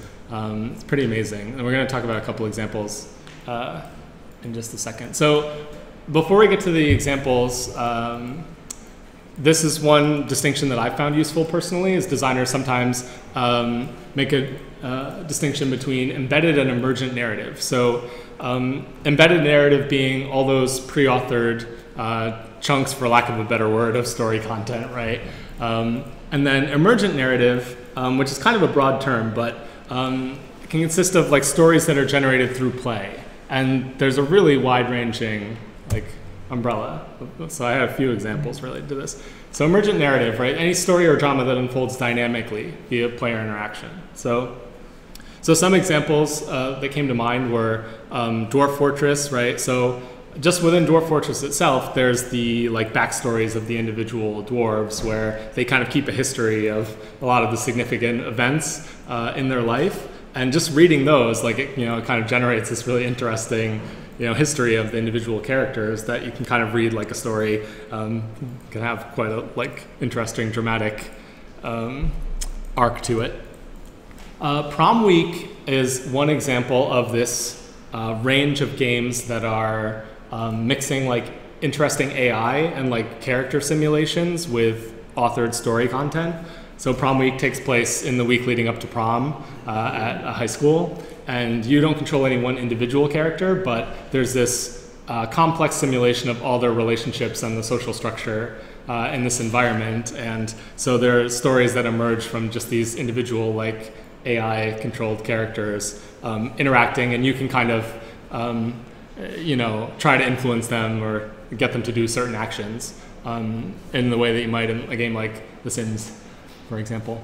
And then, of course, tabletop RPGs are, I think a really great example where, a lot of times if you're running a tabletop role-playing game like Dungeons and Dragons, you might have a rough idea of a story, and if you're lucky, the players might, follow along with it, but more often, it depends on who you play with, I suppose, but you've probably encountered a situation where your players have other ideas in mind, and there's a narrative that emerges from just whatever wacky dynamic situations they get themselves into. So.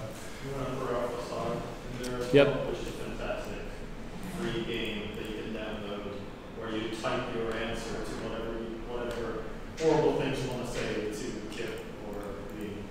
Yeah, Facade is a great early example of super experimental AI project where it's kind of like a Who's Afraid of Virginia Woolf scenario. You're going into this very small apartment environment, visiting your old college friends, this couple, and there's kind of this whole AI drama engine underneath everything that's trying to keep things progressing from a narrative perspective, but also allow you to express your agency and do all kinds of different things. And Prom Week actually is some of the same folks and some of the students of people who developed Facade, kind of trying to take it to the next level. Emily Short also is a prominent interactive fiction creator who has done a lot of work with kind of story generation systems and interesting emergent narrative and purely text-based games. So definitely check out Emily Short's work. So games are, this platform for collaborative storytelling, and when you're thinking about the notion of authorship within a game, I think it can be helpful to think of it as shared authorship, right? Even if your game is very story-driven and quite linear, presumably there's some room for the player to express something within there, and so how does that tie in with what you're doing as a storyteller, right? So players have that ability potentially to propel the drama. And if your game can kind of monitor and respond to them, like I was saying, like that can really make a story more memorable in a lot of ways. So like a recent example that springs to mind for me is Undertale, right? Like Undertale doesn't have like necessarily a super complex underlying architecture as best I can tell. It's just tracking every single thing you do and putting in some kind of line of dialogue or something that acknowledges that. And that's really powerful. Deus Ex is the first game that I remember playing that really did an amazing job with that from like a simulation perspective, like mixing story and narrative with like a simulated environment where you had all these different choices. Shoutouts to EG as well, which is another free game. Nice. I've heard good things about that. I need to check it It's out. basically Undertale before Undertale. That's a glowing endorsement for sure.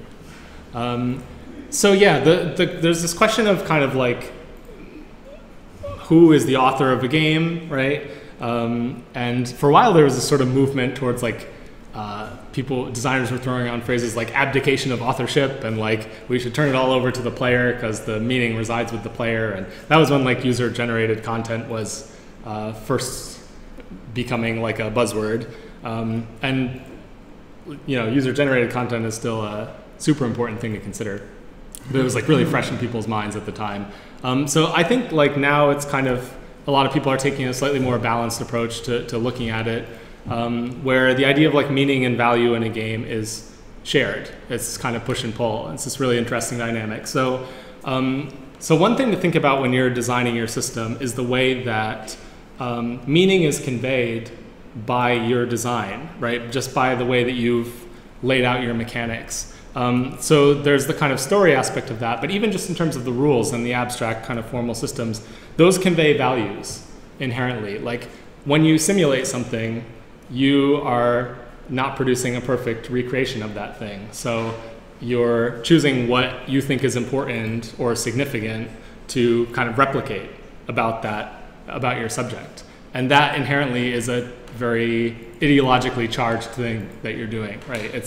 You're deciding what is important, at least for the experience you're creating about that.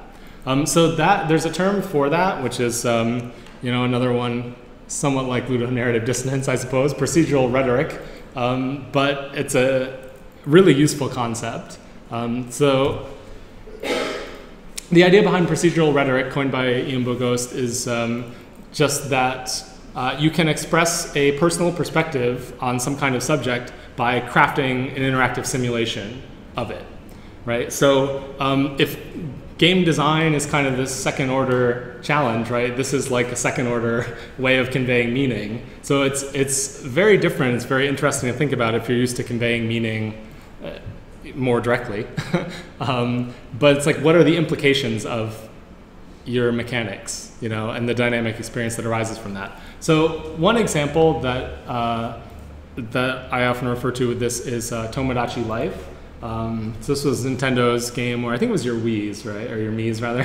Sorry, not your Wii's. Your Mii's would like interact in a slightly automated way, as I understand it, with other people's Mii's. So, some people noticed that some of these automatically generated events would be like marriage or relationships, and they would, they didn't actually allow for like homosexual relationships or like marriage or things like that. So, so people reacted to that, understandably, and Nintendo's response was kind of like, well, we're not trying to make a statement with this, including it or not including it. Like, that's not our goal. But the fact is, you are inherently making a statement when you design a system, when you design a simulation. That might not be your overarching goal with the system, is to make a statement on that particular aspect, but the things that you leave out and the things that you include and the way that you present them represent your outlook. So you kind of can't avoid it, and that's where when we talk about like there's no politics in my games, like there are politics in your games. There are personal perspectives and political perspectives in your games and the things you design. The flip side of that would be The Sims, which we talked about recently, where your Sims are almost like a blank slate. You give them can give Sims the traits you want. You can have any relationships that you want, so it's more open-ended. Like you're saying, there's a lot of games where it's really restricted in terms of what options the designer lets you do. So it is possible to make games more open. Yeah, definitely. Even more open than reality, and then also the inverse direction, close off options. Yeah. Yeah, so that's where the notion of kind of player expression comes in. I think people who are building games in more of like a simulation way are really at the forefront of like allowing for that kind of expression in games. And actually that concept of sort of abdication of authorship that I was talking about, it was Will Wright who I think coined the term, or at least he was the first person I heard use it. So it definitely fits with the seeming design approach behind The Sims.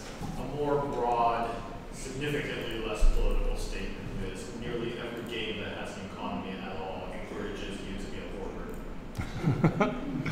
Yeah, that's true. Definitely any Final Fantasy game I've ever played. Kill more monsters! This is too important to use now. I better save it. That's right. Until never. Yeah. And so self-expression and creativity, right? Like tie in with this notion, like we were just talking about. So these are things that, much like learning, I think are like intrinsically rewarding for most players. Most people want to be able to express themselves in some way, and the more you can kind of open your game up to that, the more kind of inviting it can be for a wide range of players, right? So an expression can mean lots of different things, right? So there's things like avatar customization, or like creating a home or a vehicle and customizing it. But there's also the way that you're able to like enact your own values through a story and through like your play style, right? So just for example, like Magic the Gathering, I think, is a really good example of this. That, you know, I can remember being very excited first learning Magic at like the way the different colors of cards corresponded with like almost a certain personality type or a way of playing the game. You know, if you're just like, you know, want to rush through and like burn things, then you're going to play red, and blue is control and green is growth, and like just that alone, and you know, in a game that's not necessarily story driven, allowed me to like feel like I was expressing my personality through like crafting my own deck of cards and stuff. So there's lots of different ways to do this. And this also ties in a lot with the role of the player, right? So when you're kind of framing this experience, I think it helps to consider the player's role. And I often consider this much earlier, like around the same time that I'm asking myself, what does the player do and how do they do it, right? It's like, what is the role of the player within this system? And if there is some kind of performative aspect to that, if you're asking them to kind of role play a character to an extent, then you want to consider things like, you know, are they controlling a character or an avatar or something that has some defined traits? Are they able to completely like express themselves as the character, sort of this tabula rasa, like, you know, a lot of RPG protagonists, like the silent protagonist trope, right? A lot of times comes from that idea that you should let players like project themselves onto the character they're controlling primarily. But yeah, like then there's lots of games that do interesting things with like having a character with a well-defined backstory and relationships where you can still influence the way they behave in this world. So it's just something to think about when it comes to the role of the player. This ties in with, and we're getting much more to the kind of aesthetic experience now, so we're towards the end of the conceptual part, and the practical part is much shorter. Embodiment is, you know, something that ties in with role playing, right? But it's a little more specific of, I am by no means an expert on embodiment, or a lot of these topics for that matter, but my understanding of it is kind of like, it's the idea of when a player experiences this deep connection with like their own identity and the avatar that they're controlling. So that might even be like a little more broad definition than some people have of embodiment. But I see it as being somewhat related to immersion, which is another idea that comes up a lot related to games, which most people tend to use as sort of a synonym for like suspension of disbelief to an extent, just within an interactive context. So I at times have here when we've had like our game club discussions and things, I've talked about having some feeling like immersion was a little bit problematic in some ways. And this was, I think, what kind of influenced my feelings in that regard, was something I read a long time ago and kind of internalized without remembering a lot of the details of. But in going back and preparing this, I remembered this term about the immersive fallacy, coined by Frank Lantz, who was mentioning kind of towards the beginning, who's just a wellspring of interesting writing and thought about games. So basically, you know, this term was coined quite a while back at a time when games were even more than they are now, particularly commercial games, like obsessed seemingly with like recreating photorealistic graphics, you know, and just kind of trying to like create the simulation of reality. I think with VR, it's having a bit of a resurgence actually at the moment. But Frank Lantz was sort of being quite critical of designers who have this implicit goal of making a simulation like recreate reality, right? The sort of holodeck thing. So this is one that I think we could easily find some examples of games that subvert this, because this is a very contentious idea, even today. But basically the idea is, you know, there's this mistaken or misguided belief in Frank Lantz's opinion, as I understand it, that people attribute the value of a simulation to how closely it reproduces its subject. So he gave a speech about this where he was talking about how, you know, the relationship between simulation and signifiers and the things that their subject matter. So his argument, for example, was like the word bear would not be fundamentally improved if it had teeth and, you know, could attack you. So, you know, this idea that simulation should become like a simulacrum and completely reproduce its subject. I don't know that a lot of people are actually going for that, but there are a lot of people who kind of want the holodeck type thing. So it's something to think about. Is like, you know, what is the aspirational sort of implication of wanting that to exist? The other kind of criticism that stuck out to me from that speech that Frank Lantz gave was he was saying, you know, if you create this kind of perfect reproduction of reality, then you'll have to like build chess in it, you know, or something like, you know, like what is, you know, at least for somebody who's interested in sort of games from a more formal, or some might say ludological perspective, right? It's like not necessarily aligned with their interests.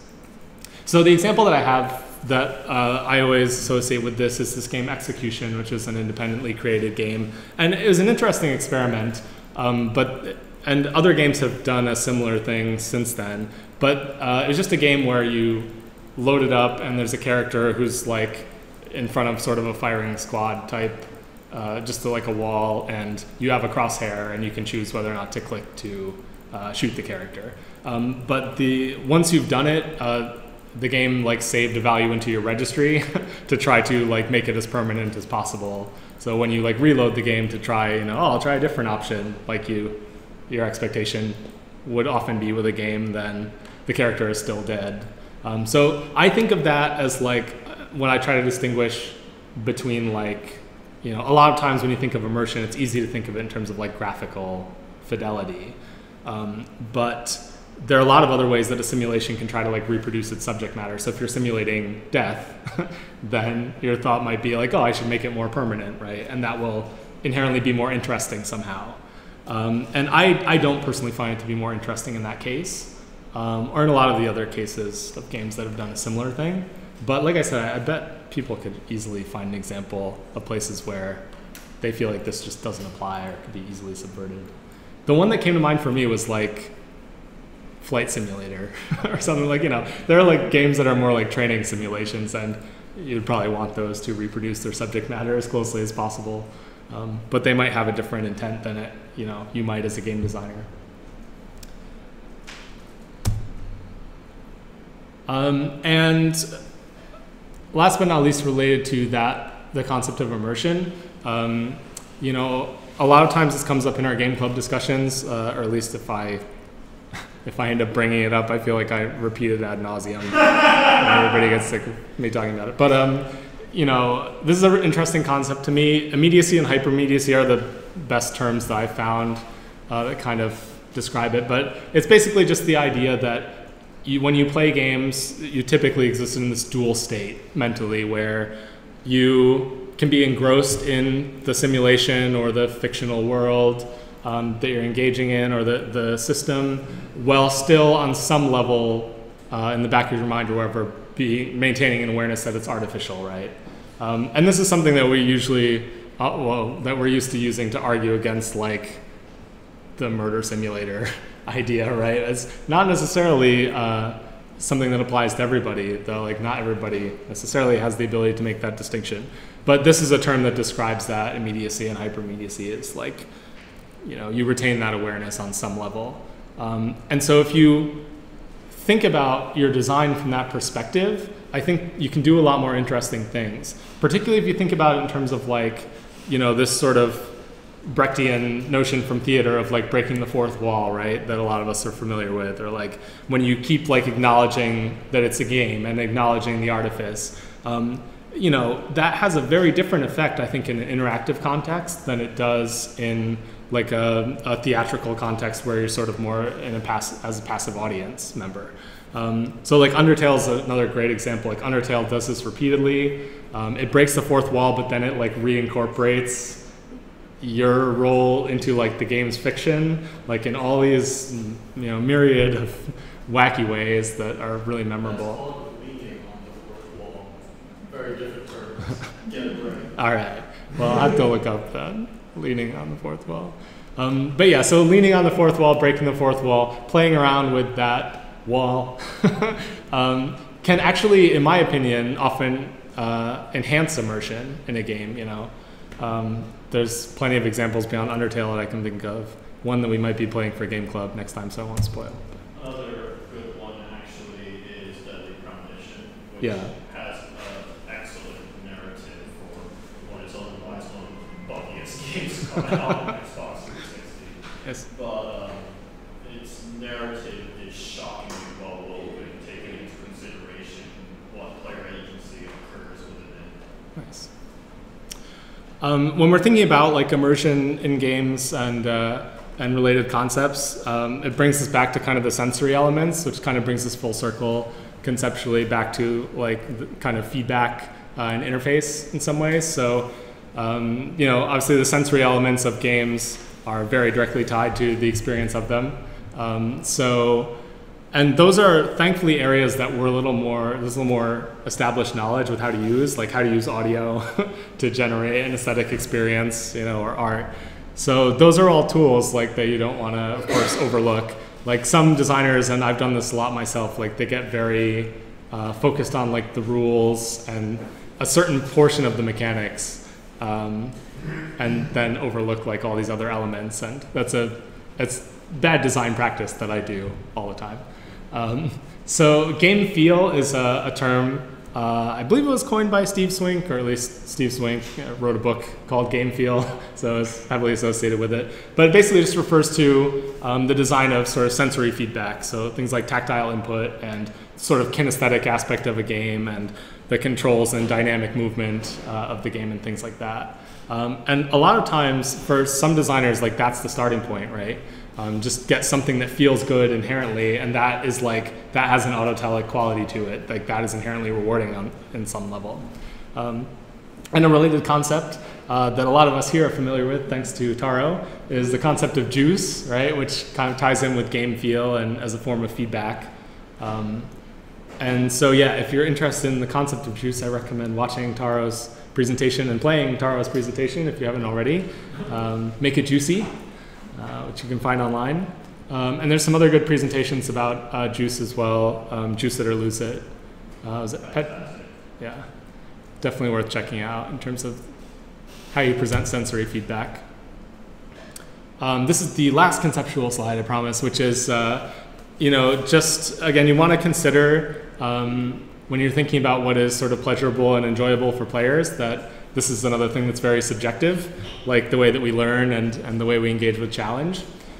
So all these designers have kind of tried to, for their own purposes and for helping others, try to make these like classifications of the different types of pleasure that play can provide and types of players and play styles, and there's all these different attempts to kind of make these comprehensive lists, none of which, of course, are completely comprehensive. But a very well-known one that's worth being aware of is Richard Bartle's taxonomy of achievers, explorers, socializers, and killers. So Richard Bartle was an early pioneer in multi-user dungeons, kind of precursors to MMOs. And so this was an article he wrote based on his experiences of the way different people played the games and engaged with the worlds he designed online. So a lot of us probably have some of these types of pleasure that we gravitate towards in games. Like we talked about achievement, a lot of people like to play games just for exploration. Like, if you look at the debates about No Man's Sky online, it seems to be a very exploration heavy experience. And for people who that's like the primary thing they're looking for in a game, they're very satisfied. But players who, are looking for other types of pleasure from a game, perhaps less so. Although we'll see with the new update, see how it goes. Socializers, and because these were online worlds, there were some people who were just primarily playing to socialize. Killers is an interesting one. It's kind of like an early identification of what we might call like griefers or maybe trolls at this point. It's like people who primarily derive pleasure from causing dismay to others in an online space, which there's no shortage of. Yep. Was that taxonomy based off of like ranges, like how much of a range you're of an achiever and how much? Yeah, I don't think that he was arguing that anyone is like a purely, right. Able to be sorted into one and only one of these. But yeah, he had it as I think like a graph,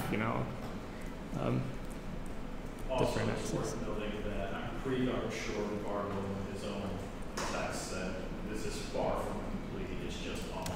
Yeah, absolutely. Most designers or other people who have tried to come up with these lists of player types and play styles, acknowledge that any of them are going to be incomplete by their nature. So, I'm going to get through this part quick because there's only a few slides in it. This is a very conceptually heavy talk, I realize, so I appreciate you all bearing with me. I hope that you can think of some ways to apply some of these concepts, but I'm happy to talk about that with you. So I wanted to not just leave it on a totally conceptual level. I want to talk a little bit about my own experience of like day-to-day game design, a couple of kind of tools of the trade, and things like that. So I talked about this a little bit when we did our lesson on Introduction to Game Development, which is kind of related to this, but I think the first step that most of us have probably undertaken on some level to become a game designer is just to play a wide variety of games, keep expanding the amount of stuff that you expose yourself to, and not just play them, but try to cultivate a critical sensibility about them, right? What's that? Even Madden, that's right. Yeah, so you can apply that critical sensibility to every game, and then you can apply it to everyone around you, and they'll love you for it.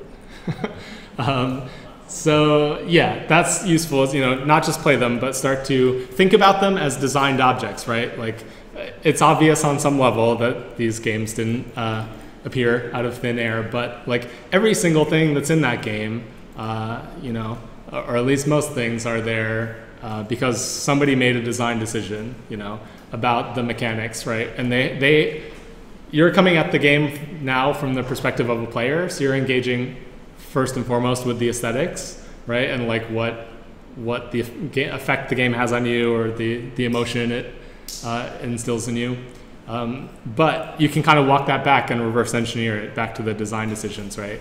And think about if you were then in the position of designing this from the ground up, or maybe if you were to design an update to it, right? How would you improve it? So these are things that you can start to do, and I think most of us do anyway. So we're all on some level game designers after all. I'll also argue to kind of add on top of play Madden, play networking kind of thing. Sometimes it's easier to identify like certain details and mechanics in the game when you play a bad game. Yes. Because when you play a bad game, like it's easier to mouth and describe why something is broken and does not work than it is, on the contrary, why something works so well. To to a point where it comes to you intuitively. Yeah, So- it's true. I think, you know, I've at times been past my saturation point on like wacky YouTube comedians who just kind of take a game and sort of savage it for their audience. But some of those YouTube commenters can be very articulate and insightful as well, you know, about exactly why the design decisions are kind of misguided on some level. So yeah, it's worth engaging with both, you know, games that are recommended and games that are not recommended. So as a designer, from a practical standpoint, no matter what your project, it's particularly true if you're working with other people, but it applies no matter what. Your role is sort of to be an advocate for the player during the creative process. So, you know, just like any other sort of creative discipline, you presumably want to have some kind of target audience in mind for this experience that you're trying to generate. And so you want to be able to kind of identify with that audience. A lot of designers start off just, you know, making a game that they would like to play, and that can make it easier, certainly. But the more you can understand the needs, desires, and particularly the expectations of that audience, the more that you can then have fun with that and experiment and, you know, subvert those expectations in ways that make your game really memorable. So, you know, no matter how confident you might be that you kind of have a good understanding of your target audience and you're confident about your creative vision, you still need to put it to the test, right? You need to, or your game will benefit strongly from actually going out there in the wild and, you know, make a prototype, test it out, see what kind of experience arises from the dynamic behavior, and then you go back to the drawing board and refine it, right? And there's a reason why almost all designers go through this process, and it's one of the best practices that, you know, is more agreed upon than some of the others. And that's because that second order design challenge, right? Like, it's very difficult to accurately predict the result of your mechanics the first time around. But once you've kind of seen how the dynamics play out, it's a little easier to adjust. There's also a profession of, I don't want to call it a career, but there's a job of game play testing. Companies hire people just to test the games and see how they work out. So Yeah. it's a pretty serious part of game development. Yeah, definitely. And a lot of times your player community and playtesters have the most insight, right? Because they've often spent the most time playing the game, right? Like, even more as the developer, like, you might play to test out one individual feature they've just implemented, or you might have some regular playtests internally with your you know, partners in development, but it's hard to play a game full-time and develop it full-time. So you want to draw from that fan base and people who are engaging with what you do. And the other kind of goal of the design process and going through that kind of repeated loop of iteration and refinement is you want to identify and continue to enhance the core of the game, right? So the core, you'll hear, is another thing you'll hear thrown around a lot as a term among designers, but, you know, I think of it like the beating heart of, like, just the essential, like, integral part of your game that is indispensable to creating the experience that you want to create for players. So, you know, some games are designed, designers start from all different points. Like, they might create a large simulation first and then figure things out from there. That video I was talking about on Game Maker's Toolkit that talks about Nintendo's design approach, you know, did a great job of doing a breakdown of a lot of their games and, like, how they're designed around a single core mechanic, right? Like one player verb, like jump in Mario, or, you know, using the vacuum in Luigi's Mansion. You know, and then they just take that thing and figure out how they can then stretch that core mechanic and put it in as many different contexts as possible. So you don't have to completely teach the player a totally new skill, but you can keep presenting variety and surprise, right? So, you know, as designers, sometimes, particularly inexperienced designers, I see this tendency, and I had this too, like early on as a designer, like I wanted to, like, somebody finally let me do, like, game design professionally, So I get like very protective, like, you know, now I want to be able to like implement my ideas and stuff, you know. And it's good to have that enthusiasm, but when you're working with other people on your design or just getting feedback, it's important to keep reminding yourself that great ideas can come from anyone, you know, other members of your team, anyone. As the designer, however, it remains your responsibility to take all the different suggestions, and you'll get all kinds of suggestions, you know, good and bad, whether you want them or not, and you should want them. And it's up to you to decide which ones actually enhance the core design, right, of your game, and which ones are extraneous, right? So you should be having a say in like prioritization of features, you know, in your game, even if you're working with others, right? Like that's a hugely important part of design. So one thing that I find useful as a practical approach to this is something called guiding lights. So the idea behind this is just that early on in your project, try to write down a really small set of principles that you think should like remain in place throughout the course of development, right? Because if you don't have anything at all that's kind of a foundation, then I think you run the risk of having a very chaotic development experience, and you might stumble into something good that way. It's not that you can't, but I find it useful to have some things where we say, you know, if we alter this thing, we're making a fundamentally different game at that point. And you know, that might be like what the core verb is, the main player action. It might be like the particular emotion that you're trying to evoke. It can come anywhere on that kind of MDA spectrum. And last but not least, I just included a couple slides about different subdisciplines of design. And this is like even more thorny in some ways than some of the conceptual definitions, because like game development teams and even like commercial game studios do not agree on like terminology for design disciplines. So these are just ones that I've encountered, and you know, disclaimer, my own, like I've done most of these on some level as a designer, and this is what I did in that role. So so creative design is that process of conceptualizing, maintaining, and communicating the vision. So when you think of like design is about having cool ideas, right? This is like a lot of what people are thinking of often when they think of game designer. And sometimes that can be a more high level view.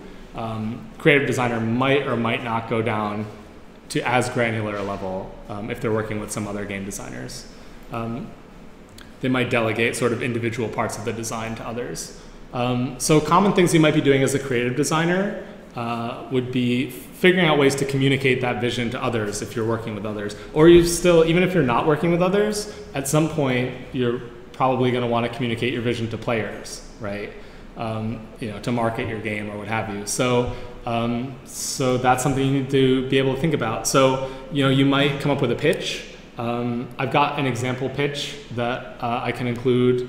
I'm happy to like show anybody who's interested, who's still awake in a few minutes when we're done. And so writing design documentation, not all games have extensive documentation, particularly if they're made by like a small team or an individual. But the larger your team gets, the more likely it is that you'll want to have some documentation, even if it's fairly lightweight, something to kind of document things like those guiding lights or other elements of the design that you've kind of agreed upon, so they can be implemented.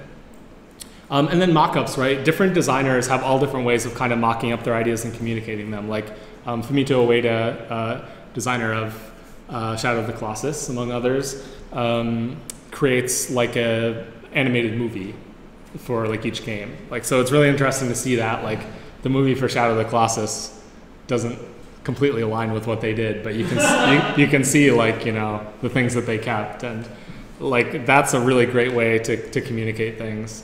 I often wish as a designer I had the ability to like mock things up that way, you know. So that's where things like a lot of times designers learn a little bit of programming, just because they're itching to like be able to create some kind of interactive prototype without having to, you know, go through somebody else's interpretation.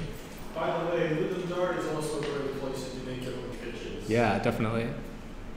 Interface design, which Tara could probably talk about as well. But I think of interface design as, the discipline of creating, it can be the controls, also like menus, any like heads-up display info. Sometimes it could incorporate things like the behavior of the game camera as well. Sometimes that's like some other designer or scripter's role. But I did a lot of this working on some menu-driven games, and particularly if your game involves lots of menus and stuff, it's like a role-playing game or a sim or something, then a lot of what you might be doing is creating mock-ups for menu layouts and kind of how the flow goes through different menus. If you have like nested menus and things like that. It's a lot easier for somebody to implement them the way that you have in mind if you've not just visualized each menu individually, but actually created like an interactive flow mockup that people can click on and see how the different pieces relate. So that's done with a tool called wireframing tools. So there's a bunch of them, tons and tons of them actually. Most of them are paid. I've used a paid one called Wireframe Sketcher. There's a free one called Pencil, which is decent. So that's the best free option. So I recommend checking that out. I have some examples of like what a UI wireframe thing is that I'll include. And sometimes if there are elements of the interface that aren't that easy to create a mock-up for, you might just like gather references. This is true for lots of things with design. If I want to communicate something, like I want it to be like this, as much as you don't want to completely mimic what another game does, sometimes the game has just nailed a certain aspect of an interface or something, and you want to pull inspiration from what they've done. And I think that there's nothing inherently wrong with that. Sample implementations, if you can swing it. Anything related to that? I think I've egregious oversight. It's interesting. So at least between actual game design and the other side of interface design, where you're actually trying to make an interface for a very serious application, is that with very serious applications, menu is UIs and menu in general is actually considered more of a nuisance because the user is trying to achieve a specific destination, a destination B, right? And in between destination A and destination where they're currently at and destination B is the UI. Mm-hmm. So as much as possible, the UI's main intent is trying to get them to get from A to B as fast as possible, as intuitive as possible, with the least number of information the user knows as possible. But in games, the intent is very different. You have some games, as mentioned earlier, where you want to hide information from the player. You have some games where the menu is the design of the gameplay. And as a consequence of that, a game will not nearly be as fun if the path from A to B is a straight line, right? So it's always important to consider where the role of the menu is, and then take into consideration whether the generic understanding of menu stuff, like trying to get from, I want to get from the start menu to being able to play the game. Like that menus are usually just 1 to 2 buttons long, because why would you want that to be any longer? Yeah. But then, let's talk about how we're trying to haggle the shopkeeper so that you can get the best deal. In that case, if just constantly haggling for the highest price is going to be a way to go, but that's not going to be nearly as fun. Where instead you add in some tension, some sort of difficulty in that process usually makes for a more entertaining thing. Yeah. So it's always important to consider that the game experience, the menu experience also follows that behavior itself. It reinforces that behavior. Yeah, that's a really great point. Yeah, I mean, if we were to apply the kind of assumption that interfaces should always be frictionless or whatever, or not make you think to games, then we'd never end up with QWOP, or and that would be very sad, in my opinion. Maybe not yours. So I think, let's see, the last two that we had. So level design is another one that lots of people tend to understand a little bit more intuitively. So level designer, typically responsible for building kind of the geometry of the game environments and that virtual space, populating it often with different rewards and hazards, and characters and entities. So there's lots of different tools for level design. Sometimes it might just be done in like your game creation tool like Unity or whatever. But a common technique is gray boxing. It's referred to by some other names, but the basic idea is you can often lay out the geometry of a level and position things in it without having like the final artwork for it. And often it's ideal to do that, like get the actual geometry of the level, tested and refined and iterated to a final form before you then kind of do final artwork and make it look pretty. System design, which is close to my heart. So if you're creating, tuning, and kind of balancing all those structural elements we talked about, so it might be game rules, might be the economy, the behavior of different objects, then you're doing some form of system design. So 3 of the most common things that I've found myself doing as a system designer that were actually useful were modeling systems. So before you actually like implement something in a game, there's all these tools to kind of model like an economy or an abstract system. Lots of tools for this, but one that I like is Machinations. So it's a free tool that you can download. And so much like the UI wireframing things let you create like an interactive prototype, this lets you prototype like the flow of resources within a system. So if you go to the Machinations website, they've recreated all these different games just as like this abstract series of like, what looks like a flow chart, but then you can run it and see like, and actually interact with it. And it's a great way for visualizing like that skeleton, the kind of formal skeleton of game systems. Individual behaviors for objects, I often use what's called a component interaction matrix. So that's basically like if you think about all your stuff in your game, all your individual objects, so like Mario, a Koopa Troopa, a Goomba, a pipe, right? All these different pieces that you might place into levels and your game world. Those are your individual components. And so you lay them out in a table, and then for the intersection of them, like how does Mario interact with a pipe? Then you just like make a label and then write a description. So that way, like you can visualize your game content in terms of like, your game might entirely revolve around the player in terms of the components, like everything might kind of only be concerned with that. But if you want to create like an ecosystem for a game, like, there's Dwarf Fortress would be an extreme example, or like a game I love is Tokyo Jungle, where it's like, there's these AI controlled animals that also will like attack each other, right? And you can kind of use that to your advantage. Like the game world doesn't completely revolve around you, which can make a game world feel a lot more vibrant than if you go into like create a component interaction matrix and create more interactions between the non-player elements. Like what are some ways that they affect each other? Then you can create this super dynamic system, where you can get all these incredibly, like this cascade of like combinatorial, effects that can be amazing. Sometimes that can be really hard to play test. It's kind of an extrapolation of like procedural creation, so that can have some downsides, but it's fun. You just want to make sure that the computer and you as the designer aren't having more fun than the player when you do that. That's a trap that I fall into sometimes. But yeah, and then last but not least, if you're designing an economy, a lot of times you'll be working in a spreadsheet. Like I worked in Excel. I don't know what kind of parity like other non-Excel tools have at this point. I always try to find like a free alternative. Google Sheets. Yeah, Google Sheets. Yeah, anything that lets you do, you don't often need to get that complex in terms of the features for something like a game economy. I have a post on my own website, if you go to jamiestevenson.com, where I talk about in more detail some of what I do to balance a game economy. So that's on the front page at the moment. Oh, and this is the last one, which I have a very hard time with, narrative design. Even finding like a standard definition is a bit of a struggle right now. But there's some distinction to be made between a writer and a narrative designer. So what seems to be the key difference, and I'm basing this mostly on job postings for narrative designer positions, and knowing a few narrative designers as well, although they all do something different. It's like, Looking for a job, I'm just kidding.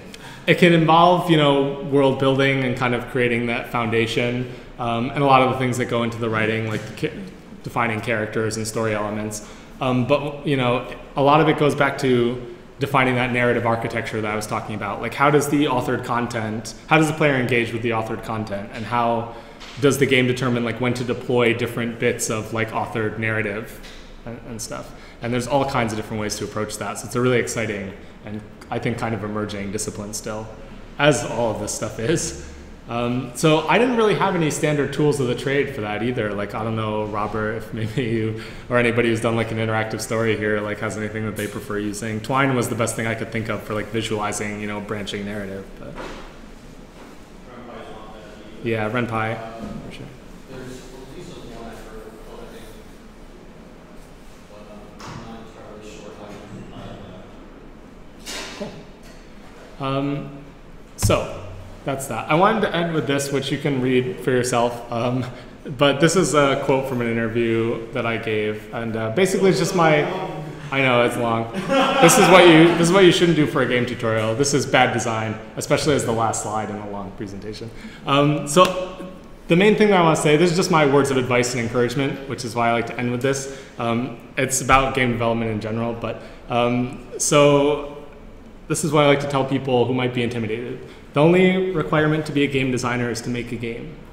The game you create doesn't need to take 40 hours to complete or conform to some arbitrary narrow-minded set of standards, like some of the ones we outlined, for what constitutes a real game, quote unquote. You don't need to become a famous designer. You don't need to win the IGF Grand Prize. You don't need to work at Blizzard for 15 years to legitimately call yourself a game designer or a game developer. All you need to do is make something. And related to that, I often feel this way. Even when I was putting this presentation together, I kind of felt this way of like, well, what do I really know about game design? Like, I've done it, but like, does anybody really know? That's why like another reason for the kind of disclaimer of like, use the parts of this that are useful and toss the rest, as far as I'm concerned. But I think on some level we're all imposters in our own minds. We get that feeling sometimes, and having made games for 10 years so far, that's a feeling that's never completely gone away from me. No matter how much experience I managed to gain or like what I feel like I've accomplished, like I still feel that on some level. And like a lot of the most talented game developers that I've met, have struggled with that as well. So it's not something that just affects people who are like early, in their involvement. I think to continue to make games, we all have to find a way to kind of push through that, and it can be like an uphill battle sometimes. I know it can for me, to kind of keep striving to improve yourself, and keep making stuff, even if it's not like instantly good or whatever. So that's like why I love this place, and I love all of you, and thanks for engaging in this, and I just want us all to keep encouraging each other to just make stuff, as imperfect and flawed as it always will be, and keep getting more people to do game design. Yay! So, thanks for bearing with me. And I have some examples. I'm not going to go through them right now. I'm going to spare people.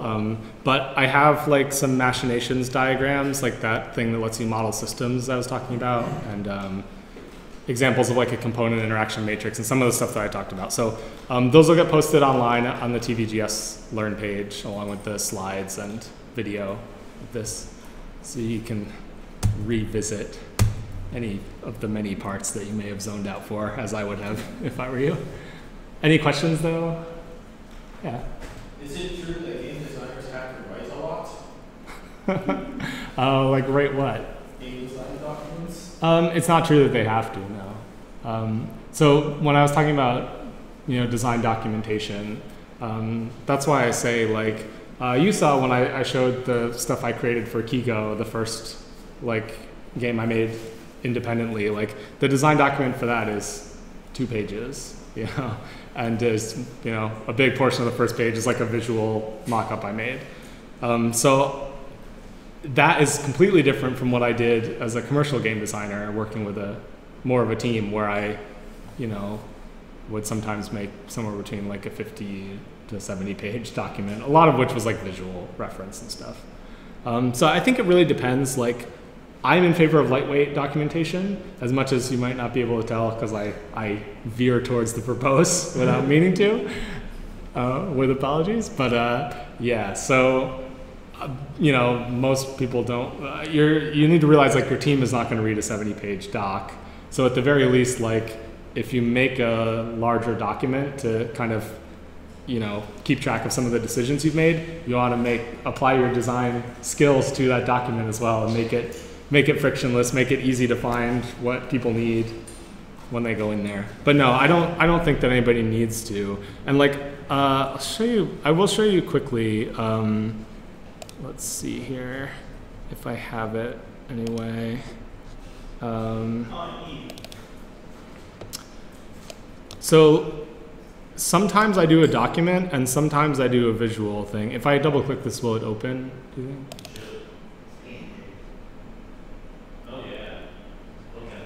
So some of you might have played my game Jammy Dodger.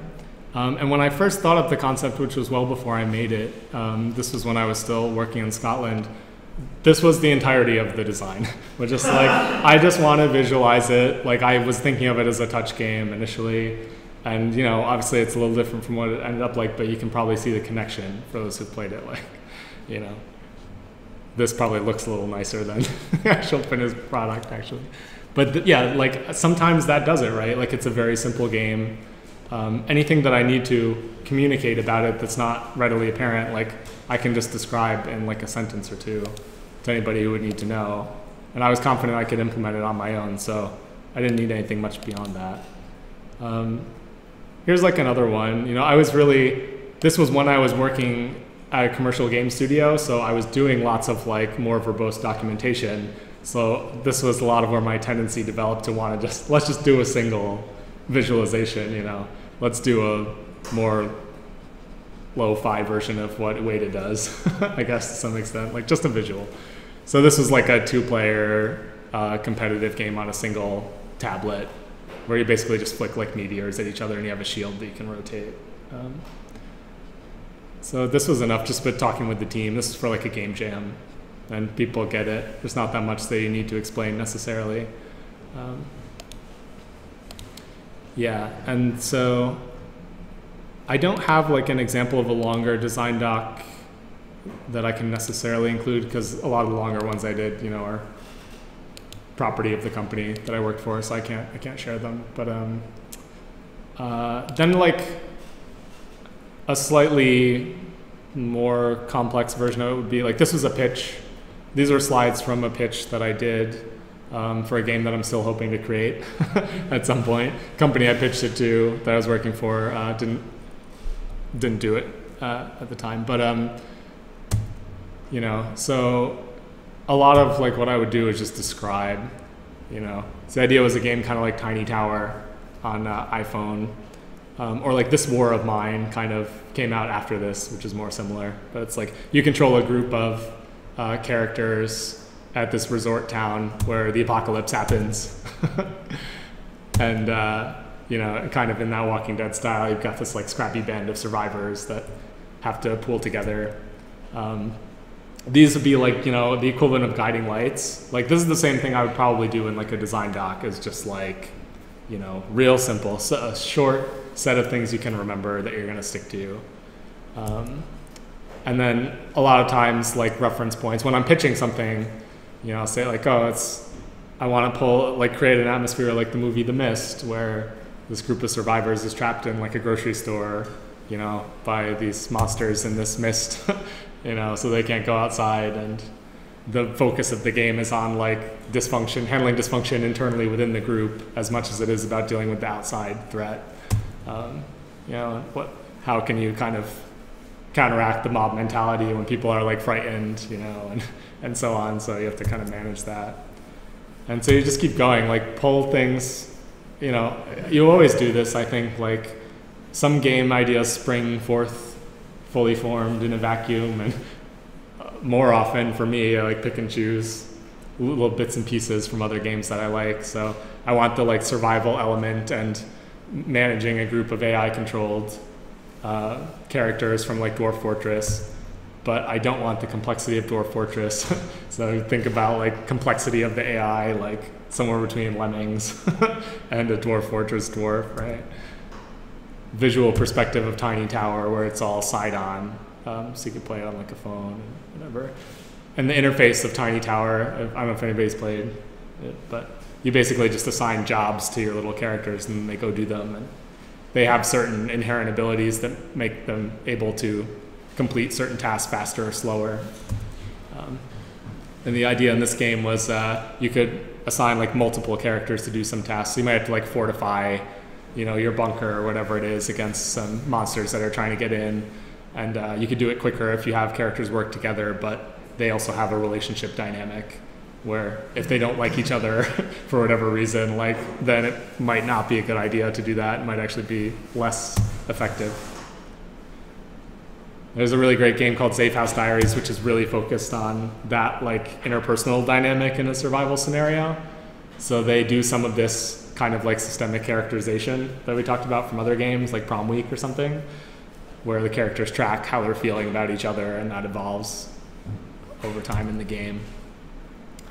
I was also trying to think about like a little bit of narrative architecture, you know, something simple where like, I love in Fire Emblem how they have these pre-authored bits of relationship between characters where if you have them together on the battlefield, they'll have conversations, like, or have a higher chance of having these conversations. And the conversations are in a linear sequence, but you only get them for like some of the characters depending on which ones you have like support each other and work together. So the gameplay informs like what authored content you actually get to interact with. So I wanted to have some element of that where like you see the relationship between these characters trying to survive, not just through like an abstract system, but through some little dialogue snippets and stuff. So yeah, that's like, that would have been a full pitch for, you know, it's usually good to keep it short, unlike my game design talk. I will say that I am comparably not a professional game designer that work in a professional capacity. But when I do make games, my game design documents are 1 sentence long. Yeah. Yeah, that's totally cool. Like, it's good to have some kind of memorable short thing, like that you can kind of hinge things on, you know. Like I use the guiding lights, but even those sometimes it's like a little too much, you know, if to hold like these 5 things in your head, like are they all completely essential to the experience? Like, but yeah. So 1 sentence, I think lowers the likelihood that you're gonna like violate, you know, your own key design principle. So anyway, that stuff will all get tossed up. Any other questions? Seems like we should wrap up, huh? Let's wrap up. Thanks again. Yay. I'm gonna stop streaming.